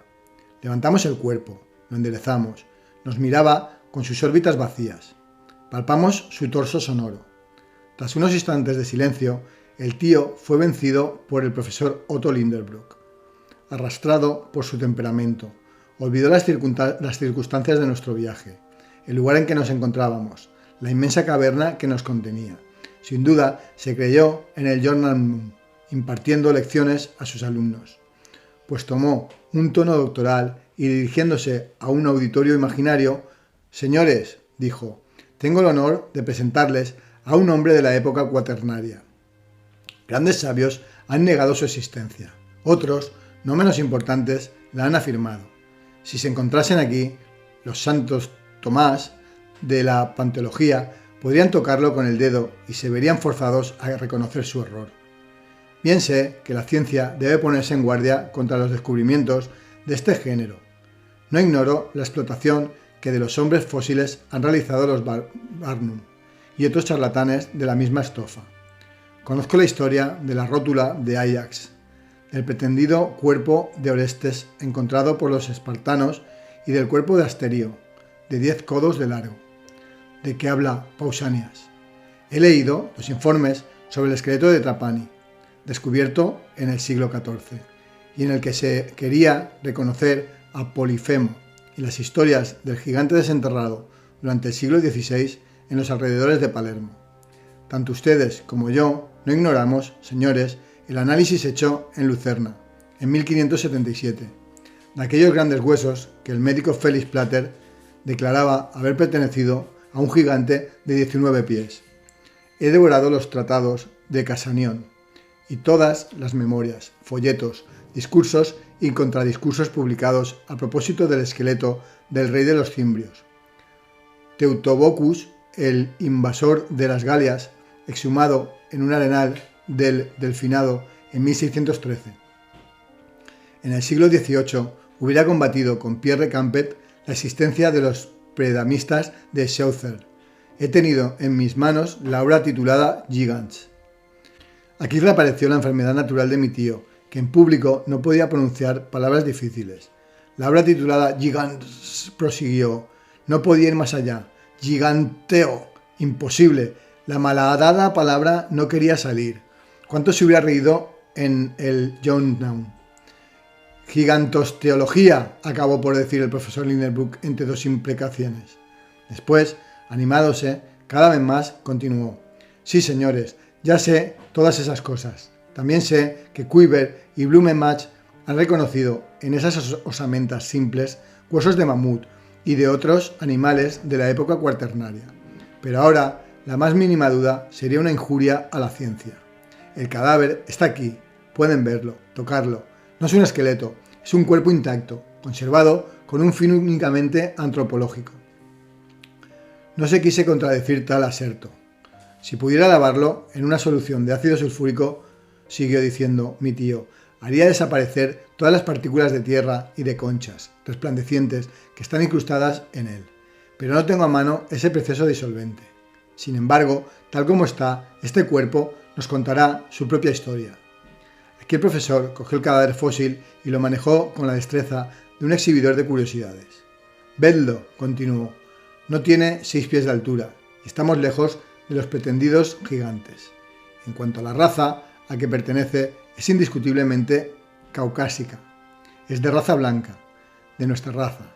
El cráneo de este fósil es generalmente ovalado, sin desarrollo de los pómulos, sin proyección de mandíbula. No presenta ninguna característica de ese protagonismo que modifica el ángulo facial. Midan el ángulo, es casi de 90 grados, pero iré aún más lejos en el camino de las deducciones. Y os haré decir que esta muestra humana pertenece a la familia jafética, que se extendió desde las Indias hasta los límites de la Europa occidental. No sonrían, señores, nadie sonreía, pero el profesor tenía tal costumbre de ver cómo los rostros se alegraban durante sus sabias disertaciones. Sí, continuó con nueva animación, este es un hombre fósil y contemporáneo de los mastodontes cuyos huesos llenan este anfiteatro. Pero lo que no puedo permitirme es decirles por qué camino ha llegado aquí, cómo las capas en las que estaba enterrado se han deslizado hasta esta enorme cavidad del globo. Sin duda, en la época cuaternaria aún se producían tremendas convulsiones en la corteza terrestre. El enfriamiento continuo del globo producía rupturas, hendiduras, fallas, por las que es muy probable que rodase una parte del terreno superior. No voy a pronunciarme, pero al fin y al cabo el hombre está aquí, rodeado de obras de sus manos, de estas hachas, de estos sílex tallados que constituyeron la edad de piedra, y, a menos que no haya llegado, como yo, en plan de turista o como pionero de la ciencia, no puedo poner en duda la autenticidad de su antiguo origen. El profesor se calló y yo estallé en unánimes aplausos. Por otra parte, mi tío tenía razón, y gentes mucho más sabias que su sobrino se hubiesen visto en un aprieto para rebatirlo. Otro indicio, ese cuerpo fosilizado no era el único del inmenso osario. A cada paso que dábamos en aquella polvareda encontrábamos nuevos cuerpos, y mi tío podía escoger las más maravillosas de las muestras para convencer a los incrédulos. Verdaderamente era un espectáculo asombroso, el de aquellas generaciones de hombres y animales mezclados en el cementerio. Pero se nos planteaba una grave cuestión, que no osábamos resolver. ¿Esos seres animados se habían deslizado por una convulsión del suelo hacia las orillas del mar Lindenbrook, cuando ya estaba reducidos a polvo? ¿O más bien vivieron aquí en este mundo subterráneo, bajo este cielo ficticio, naciendo y muriendo como los habitantes de la Tierra? Hasta el momento, los monstruos marinos y los peces eran los únicos seres vivos que habíamos visto. ¿Erraba todavía por estas playas desiertas algún hombre de los abismos? Capítulo 39. Durante otra media hora, nuestros pies siguieron hollando aquellas capas de huesos. Continuábamos adelante, empujados por una ardiente curiosidad. ¿Qué otras maravillas, qué tesoros para la ciencia encerraba aquella caverna? Mis ojos esperaban cualquier sorpresa, mi imaginación cualquier asombro. Las orillas del mar habían desaparecido hacía tiempo, detrás de las colinas de los Arios. El imprudente profesor, sin miedo a extraviarse, me arrastraba cada vez más lejos. Avanzábamos en silencio, bañados por las ondas eléctricas, por un fenómeno que no puedo explicar, y gracias a su difusión, entonces completa, la luz iluminaba de una manera uniforme todos los ángulos de los objetos. Su foco no estaba en un punto determinado del espacio y no producía ningún efecto de sombra. Hubiéramos podido creernos en pleno mediodía, en pleno verano, en medio de las regiones ecuatoriales, bajo los rayos verticales del sol. Todo vapor había desaparecido. Las rocas, las montañas lejanas, algunas masas confusas de bosques lejanos, tomaban un aspecto extraño bajo la distribución uniforme del fluido luminoso. Nos parecíamos a ese fantástico personaje de Hoffmann que perdió su sombra. Después de haber andado una milla, apareció el lindero de un bosque inmenso, pero no ya uno de esos bosques de hongos que había en las inmediaciones del puerto Grauben. Era la vegetación de la época terciaria, en toda su magnificencia. Grandes palmeras de especies hoy desaparecidas, soberbios gusanos, pinos, tejos, cipreses, tuyas, representaban a la familia de las coníferas y se unían entre sí por una inextricable red de lianas. Un tapiz de musgos y de paticas revestía blandamente el suelo. Algunos riachuelos murmuraban bajo la espesura umbría, poco digna de este nombre, ya que no producían sombra. En sus bordes crecían los helechos arborescentes parecidos a los de los calientes invernaderos del globo habitado. Solo el color les faltaba a los árboles, a los arbustos, a las plantas, privadas del vivifante calor del sol. Todo se confundía en un tinte uniforme, pardo y como agostado. Las hojas estaban desprovistas de su verdor, y las propias flores, tan numerosas en la época terciaria que las vio nacer, ahora sin color y sin perfume, parecían hechas de un papel descolorido bajo la acción de la atmósfera. Mi tío Lindenbrook se aventuró bajo aquellos gigantescos bosques. Lo seguí, no sin cierta aprensión. Si la naturaleza había derrochado allí alimentación vegetal, ¿por qué no podrían encontrarse los mamíferos espantosos? En los grandes claros que dejaban los árboles caídos y roídos por el tiempo, veía leguminosas, acerineas, rubiáceas y 1000 arbustos comestibles, tan caros a los rumiantes de todos los periodos. Luego aparecían, confundidos y entremezclados, árboles de regiones tan distintas en la superficie del globo como el roble creciente junto a la palmera, el eucalipto australiano apoyándose en el abeto de Noruega, el abedul del norte confundiendo sus ramas con las ramas del cauris zelandés. Era como para hacer perder la razón a los clasificadores más ingeniosos de la botánica terrestre. De pronto me paré. Retuve a mi tío con la mano. La luz difusa permitía ver los más mínimos objetos en las profundidades del bosque. Había querido ver, no, realmente veía con mis propios ojos agitarse formas inmensas bajo los árboles. En efecto, eran animales gigantescos, todo un rebaño de mastodontes, ya no fósiles, sino vivos, y parecidos a aquellos cuyos restos fueron descubiertos en 1801, en los pantanos del Ohio. Veía aquellos grandes elefantes cuyas trompas se movían bajo los árboles como una legión de serpientes. Oía el ruido que producían con sus largas defensas, cuyo marfil perforaba los viejos troncos. Las ramas crujían y las hojas, arrancadas en considerables cantidades, iban a sepultarse en las grandes fauces de aquellos monstruos. Capítulo 40. Desde el comienzo del viaje había pasado ya por muchos asombros, y debía de creerme curado de espanto y harto de maravillas.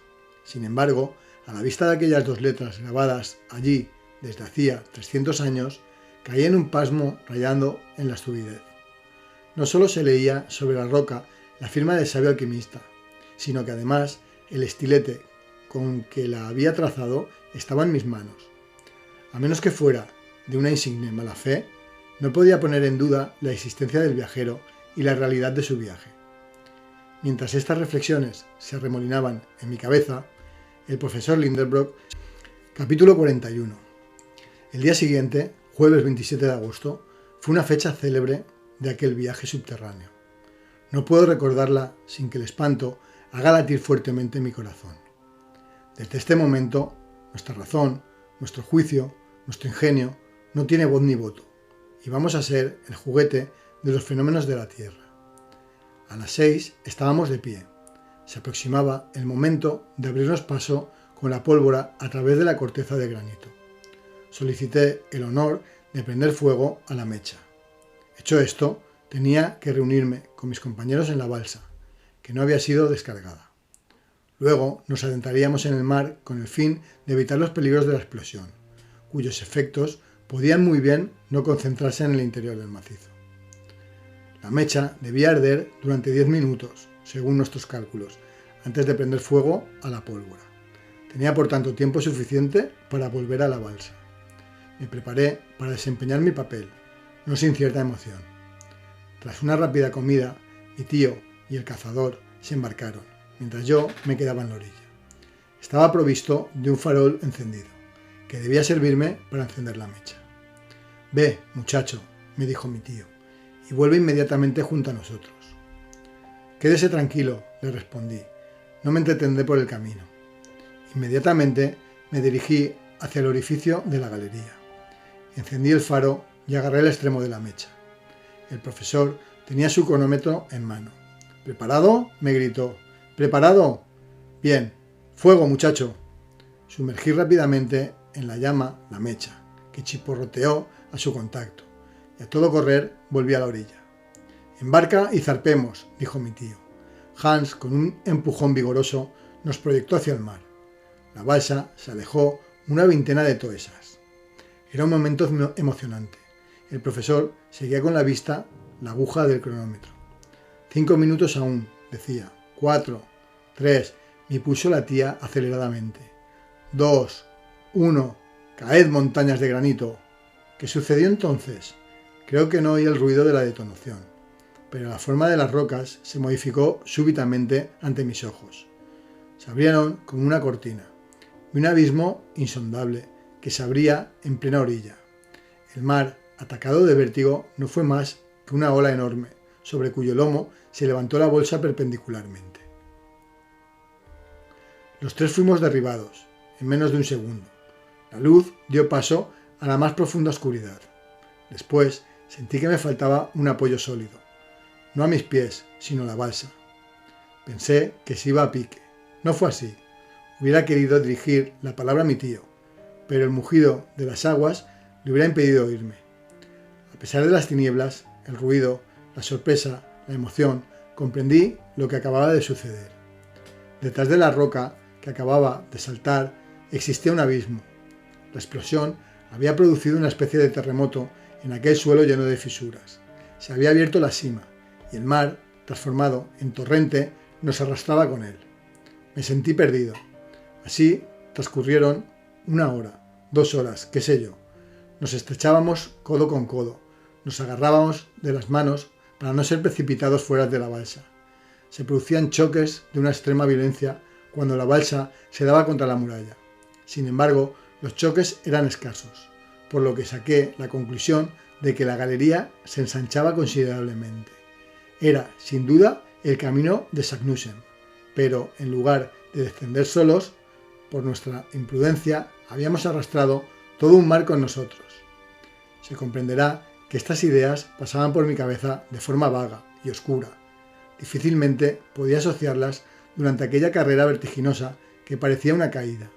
A juzgar por el aire que me azotaba el rostro, debía sobrepasar la velocidad de los trenes más rápidos. Encender una antorcha en tales condiciones era poco menos que imposible. El último aparato eléctrico se había roto en el momento de la explosión. Por eso me sorprendió ver brillar de repente una luz a mi lado. El tranquilo rostro de Hans se iluminó.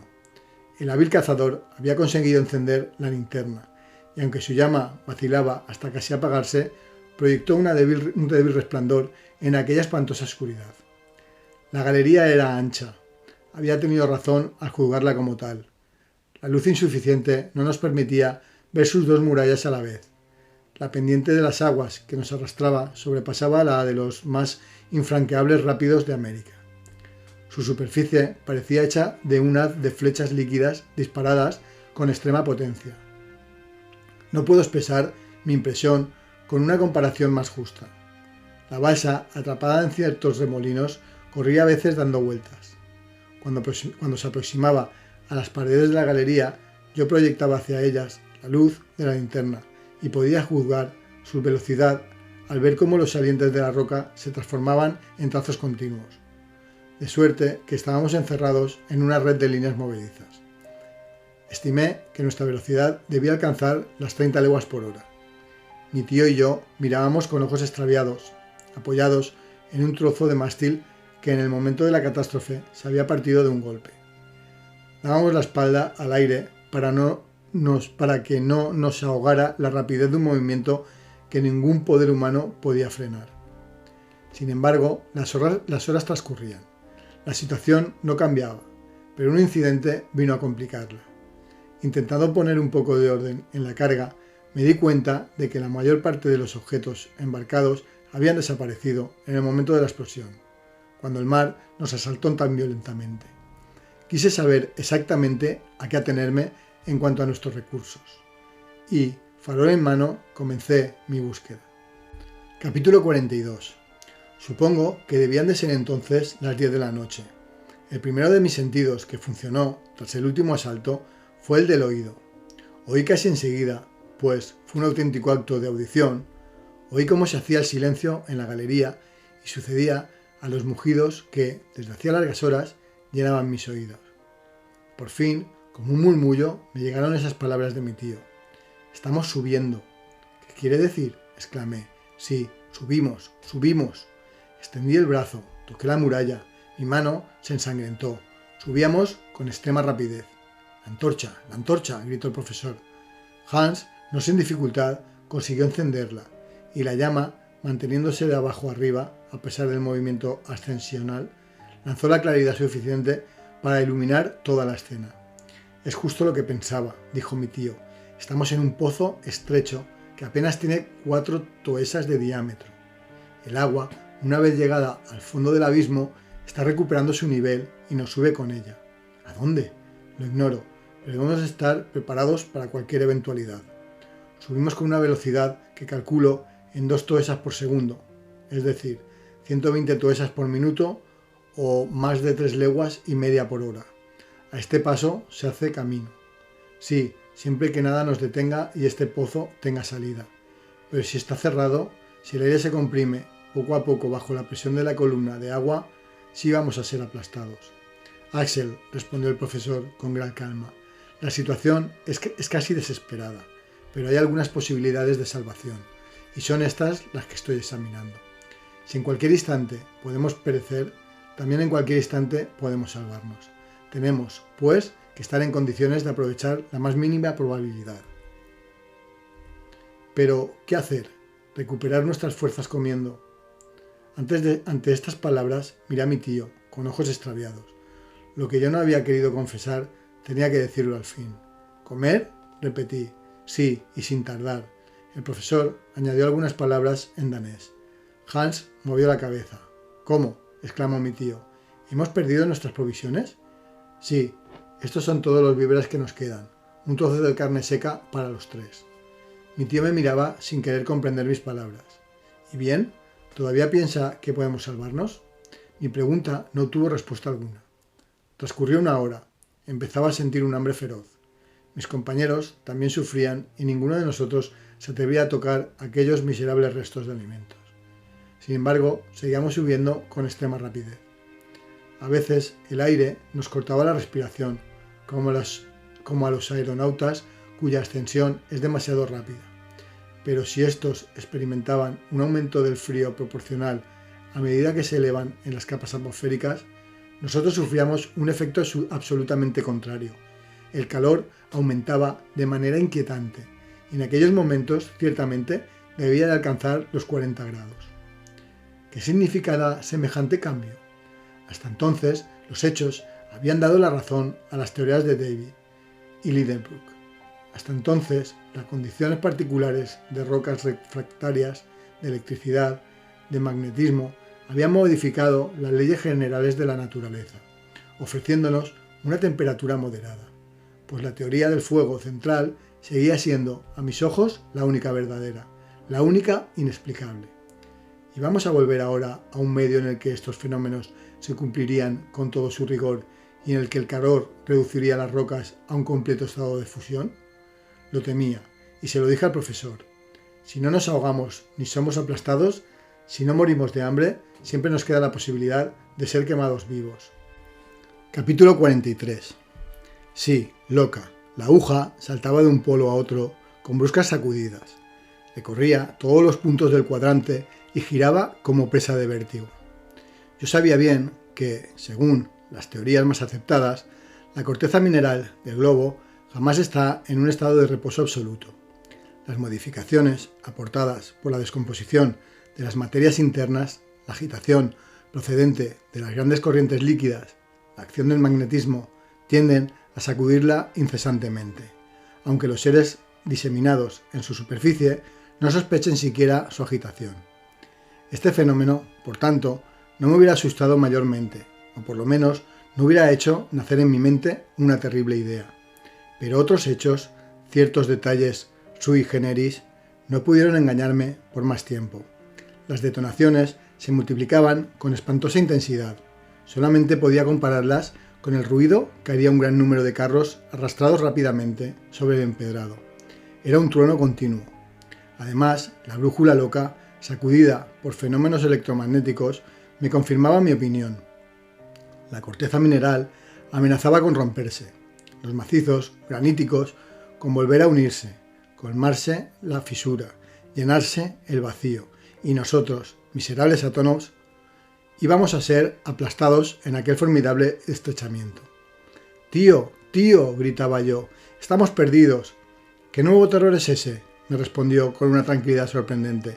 «¿Qué te ocurre?». «¿Qué me ocurre? Observa esas murallas que se agitan, este macizo que se disloca, este calor tórrido, esta agua que hierve, estos vapores que se espesan, esta aguja loca, todos los indicios de un temblor de tierra». Mi tío sacudió suavemente la cabeza. «¿Un temblor de tierra?», dijo. «Sí, muchacho, creo que te equivocas». «¿Cómo? ¿No reconoce usted los síntomas? ¿De un temblor de tierra? No. Espero algo mejor que eso». «¿Qué quiere decir?». «Una erupción, Axel». «¿Una erupción?», dije. «Estamos en la chimenea de un volcán en actividad». «Eso creo», dijo el profesor sonriendo. «Y es lo mejor que podía ocurrirnos». «¿Lo mejor?». ¿Es que mi tío se había vuelto loco? ¿Qué significan esas palabras? ¿Por qué esa calma y esa sonrisa? ¿Cómo?, grité. ¿Estamos atrapados en una erupción? La fatalidad nos ha arrojado en el camino de las lavas incandescentes, de las rocas ígneas, de las aguas hirviendo, de todas las materias eruptivas. Vamos a ser arrojados, expulsados, lanzados, vomitados, expectorados por los aires entre bloques de roca, lluvia de cenizas y de escorias, en medio de un remolino de llamas, y es lo mejor que podía ocurrirnos. Sí, respondió el profesor mirándome por encima de sus gafas, ya que es la única posibilidad que tenemos de volver a la superficie de la Tierra. Capítulo 44. Cuando volví a abrir los ojos, me sentí agarrado de la cintura por la mano vigorosa del guía. Con la otra mano sostenía a mi tío. Yo no estaba gravemente herido, sino más bien molido por unas agujetas generales. Me había acostado en la vertiente de una montaña, a 2 pasos de un abismo, en el que el menor movimiento me hubiera precipitado. Hans me había salvado de la muerte, cuando yo rodaba por los flancos del cráter. ¿Dónde nos encontramos?, preguntó mi tío, que me pareció muy irritado por haber vuelto a la tierra.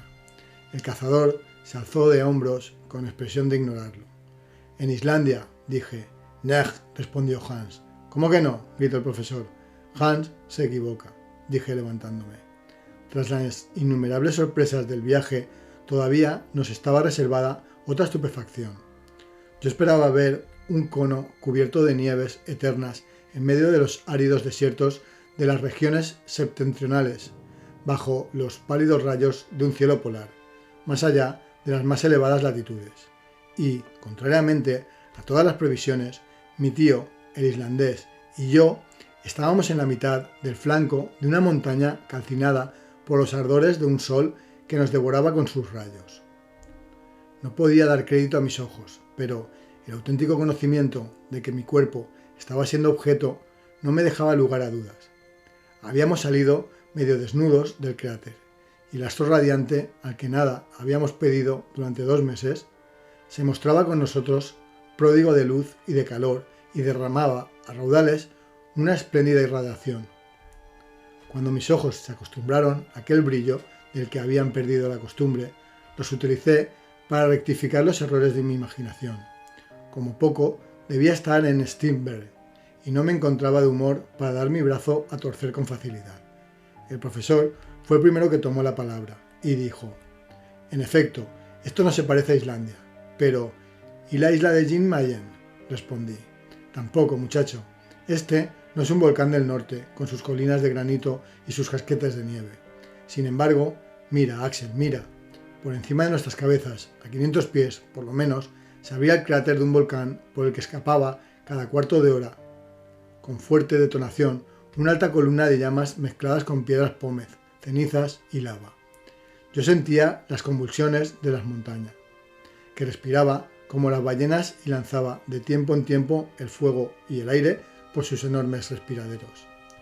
Más abajo, por una pendiente bastante pronunciada, las capas de materias eruptivas se extendían a una profundidad de 700 u 800 pies, lo que daba al volcán una altura no superior a 300 toesas. Su base desaparecía en un auténtico macizo de árboles verdes, entre los cuales pude distinguir olivos, higueras y viñedos, cargados de racimos dorados. Desde luego, había que convenir en que aquel paisaje no tenía en absoluto el aspecto de las regiones árticas. Cuando la miraba flanqueada, este cinturón de verdor iba a perderse rápidamente en las aguas de un mar admirable o de un lago que hacía de aquellas tierras encantadas una isla de unas cuantas leguas de ancho. Por la parte de levante se veía un pequeño puerto, precedido en algunas casas, y en el que barcos de formas particulares se balanceaban con la ondulación de las aguas azuladas. Más allá, grupos de islotes sobresalían de la llanura líquida, y tan numerosos que parecían un gran hormiguero. Hacia poniente, costas alejadas se redondeaban en el horizonte. Sobre las unas se perfilaban montañas azules, de una confortación armoniosa. Sobre las otras, más lejanas, aparecía un cono prodigiosamente elevado, en cuya cumbre se agitaba un penacho de humo. Por el norte, una inmensa extensión de agua centelleaba bajo los rayos solares, dejando despuntar aquí y allá el extremo de algún mástil o la forma convexa de alguna vela hinchada por el viento. Lo imprevisto de semejante espectáculo centuplicaba aún más su maravillosa belleza. ¿Dónde estamos? ¿Dónde estamos?, repetía yo a media voz. Hans cerraba los ojos con indiferencia, y mi tío miraba sin comprender. Cualquiera que sea esta montaña, dijo al fin, hace un poco de calor. Las explosiones no cesan, y verdaderamente no merecía la pena haber salido de una erupción para recibir un trozo de roca en la cabeza. Bajemos y sabremos a qué atenernos. Además, me estoy muriendo de hambre y de sed. Decididamente, el profesor no tenía un espíritu contemplativo. Por mi parte, olvidando las necesidades y el cansancio, me hubiera quedado en aquel sitio durante largas horas todavía, pero tuve que seguir a mis compañeros. El talud del volcán presentaba pendientes muy verticales. Nos deslizábamos por auténticas marismas de cenizas, evitando los arroyos de lava que se alargaban como serpientes de fuego. Mientras bajábamos, yo charlaba con locuacidad, ya que mi imaginación estaba demasiado llena para que me diluyeran en palabras. «Estamos en Asia», exclamé, «en la costa de la India, en las islas de Malasia, en plena Oceanía. Hemos atravesado la mitad del globo para venir a parar a las antípodas de Europa». «¿Y la brújula?», respondía mi tío. «Sí, la brújula», dije yo un poco confuso. «Si creemos lo que indica, nos hemos dirigido siempre hacia el norte». Luego, ¿ha mentido? «Oh, mentido, a menos que esto sea el Polo Norte». «¿El Polo Norte? No, pero...». Había en todo ello un hecho inexplicable. Yo no sabía qué pensar. Sin embargo, nos acercábamos a aquella franja verde que daba gusto contemplar. El hambre y la sed me atormentaban. Afortunadamente, tras 2 horas de camino, se ofreció a nuestra vista una bella campiña enteramente cubierta de olivos, granados y viñas que tenían el aspecto de pertenecer a todo el mundo. Por otra parte, en nuestra indigencia, no estábamos para tener miramientos. Qué gozo sentirnos al presionar contra nuestros labios aquellos sabrosos frutos y al morder a pleno racimo en aquellas viñas doradas. No lejos de allí, en la hierba, bajo la deliciosa sombra de los árboles, descubrí una fuente de agua fresca, donde nuestros rostros y nuestras manos se hundieron voluptuosamente. Mientras cada uno de nosotros se abandonaba en ese modo a todas las dulzuras del reposo. Capítulo 45. Esta es la conclusión de un relato que se negarán a creer incluso las gentes más acostumbradas a no extrañarse de nada, pero ya me he vacunado de antemano contra la incredulidad humana. Fuimos recibidos por los pescadores estrombolianos con todos los miramientos debidos a unos náufragos. Nos dieron ropas y víveres. Después de 48 horas de espera, el 31 de agosto, un pequeño esporare nos condujo a Mesina, donde unos días de descanso nos restablecieron de todas nuestras fatigas. El viernes 4 de septiembre nos embarcamos a bordo del Volturne, uno de los buques postales de los servicios de transporte imperiales de Francia, y 3 días más tarde tomábamos tierra en Marsella, con una sola preocupación en el ánimo, la de nuestra maldita brújula. Este hecho inexplicable no dejaba de preocuparme muy seriamente. El 9 de septiembre, por la noche, llegábamos a Hamburgo. Renuncio a describir cuál fue la estupefacción de Marde, cuál la alegría de Grauben. «Ahora que eres un héroe», me dijo mi querida prometida, «ya no tendrás necesidad de dejarme, Axel». La miré, lloraba sonriendo. Dejo al juicio de cada cual si el regreso del profesor Lindenbrook causó sensación en Hamburgo. Gracias a las indiscreciones de Marde, la noticia de su marcha hacia el centro de la Tierra se había extendido por el mundo entero. Nadie quiso creerlo, y al volver a verlo, no lo creyeron de verdad. Sin embargo, la presencia de Hans y varias informaciones llegadas de Islandia modificaron poco a poco la opinión pública. Entonces mi tío se convirtió en un gran hombre, y yo en el sobrino de un gran hombre, que ya es algo. Hamburgo dio una gran fiesta en nuestro honor, en el Johannesburg. Tuvo lugar una sesión pública en el curso de la cual el profesor relató su expedición y no omitió más que los hechos relativos a la brújula. El mismo día depositó en los archivos de la ciudad el documento de Sagnussen y expresó su vivo pesar de que las circunstancias más fuertes que su voluntad no le hubieran permitido seguir hasta el centro de la Tierra las huellas del viajero islandés. Fue modesto y su gloria y su reputación creció. Tantos honores debían necesariamente atraerle envidias. Las hubo, y como sus teorías, apoyadas en hechos comprobados, contradecían los sistemas de la ciencia sobre la cuestión del fuego central, sostuvo con la pluma y las palabras notables discusiones con los sabios de todos los países. Por mi parte, no puedo admitir su teoría del enfriamiento, a pesar de lo que he visto. Creo y creeré siempre en el calor central, pero confieso que determinadas circunstancias, todavía mal definidas, pueden modificar esta ley bajo la acción de fenómenos naturales. En el preciso momento en que estas cuestiones eran más palpitantes, mi tío experimentó una verdadera pena. Hans, a pesar de nuestras insistencias, había abandonado Hamburgo. El hombre a quien debíamos todo no quiso dejar que pagásemos nuestras deudas. Sentía nostalgia de Islandia. Farewell, dijo un día, y con esta sencilla palabra de despedida salió para Reykjavik, donde llegó felizmente. Estábamos singularmente apegados a nuestro buen cazador de eiders. Su ausencia no hará que lo olvidemos jamás, aquellos a quien salvó la vida, y ciertamente no moriré sin haberle visto otra vez. Para concluir, debo añadir que este viaje al centro de la Tierra provocó una enorme sensación en el mundo. Fue impreso y traducido a todas las lenguas. Los diarios más acreditados nos arrancaron de las manos los episodios principales, que fueron comentados, discutidos, atacados, sostenidos con la misma convicción en el campo de los creyentes y de los incrédulos. Cosa rara. Mi tío gozaba en vida de toda la gloria que había adquirido, y hasta Barnum le propuso exhibirlo, a muy alto precio en los Estados de la Unión. Pero una molestia, yo diría incluso un tormento, se deslizaba en medio de aquella gloria. Un hecho seguía siendo inexplicable, el de la brújula. Ahora bien, para un sabio, semejante fenómeno inexplicado se vuelve un suplicio de la inteligencia. Pues bien, el cielo reservaba a mi tío que fuera completamente dichoso. Un día, poniendo en orden una colección de minerales en su gabinete, vi la famosa brújula y me puse a observarla. Hacía 6 meses que estaba allí, en su rincón, sin preocuparse de las inquietudes que causaba. De pronto, cuál no fue mi estupefacción, lancé un grito. El profesor acudió. «¿Qué pasa?», preguntó. «La brújula». «¿Y bien?». «Pues que su aguja indica el sur y no el norte». «¿Qué estás diciendo?». «Mire, sus polos están cambiados». «¿Cambiados?». Mi tío miró, comparó e hizo temblar la casa de un salto soberbio. Qué luz venía a iluminar a la vez su mente y la mía.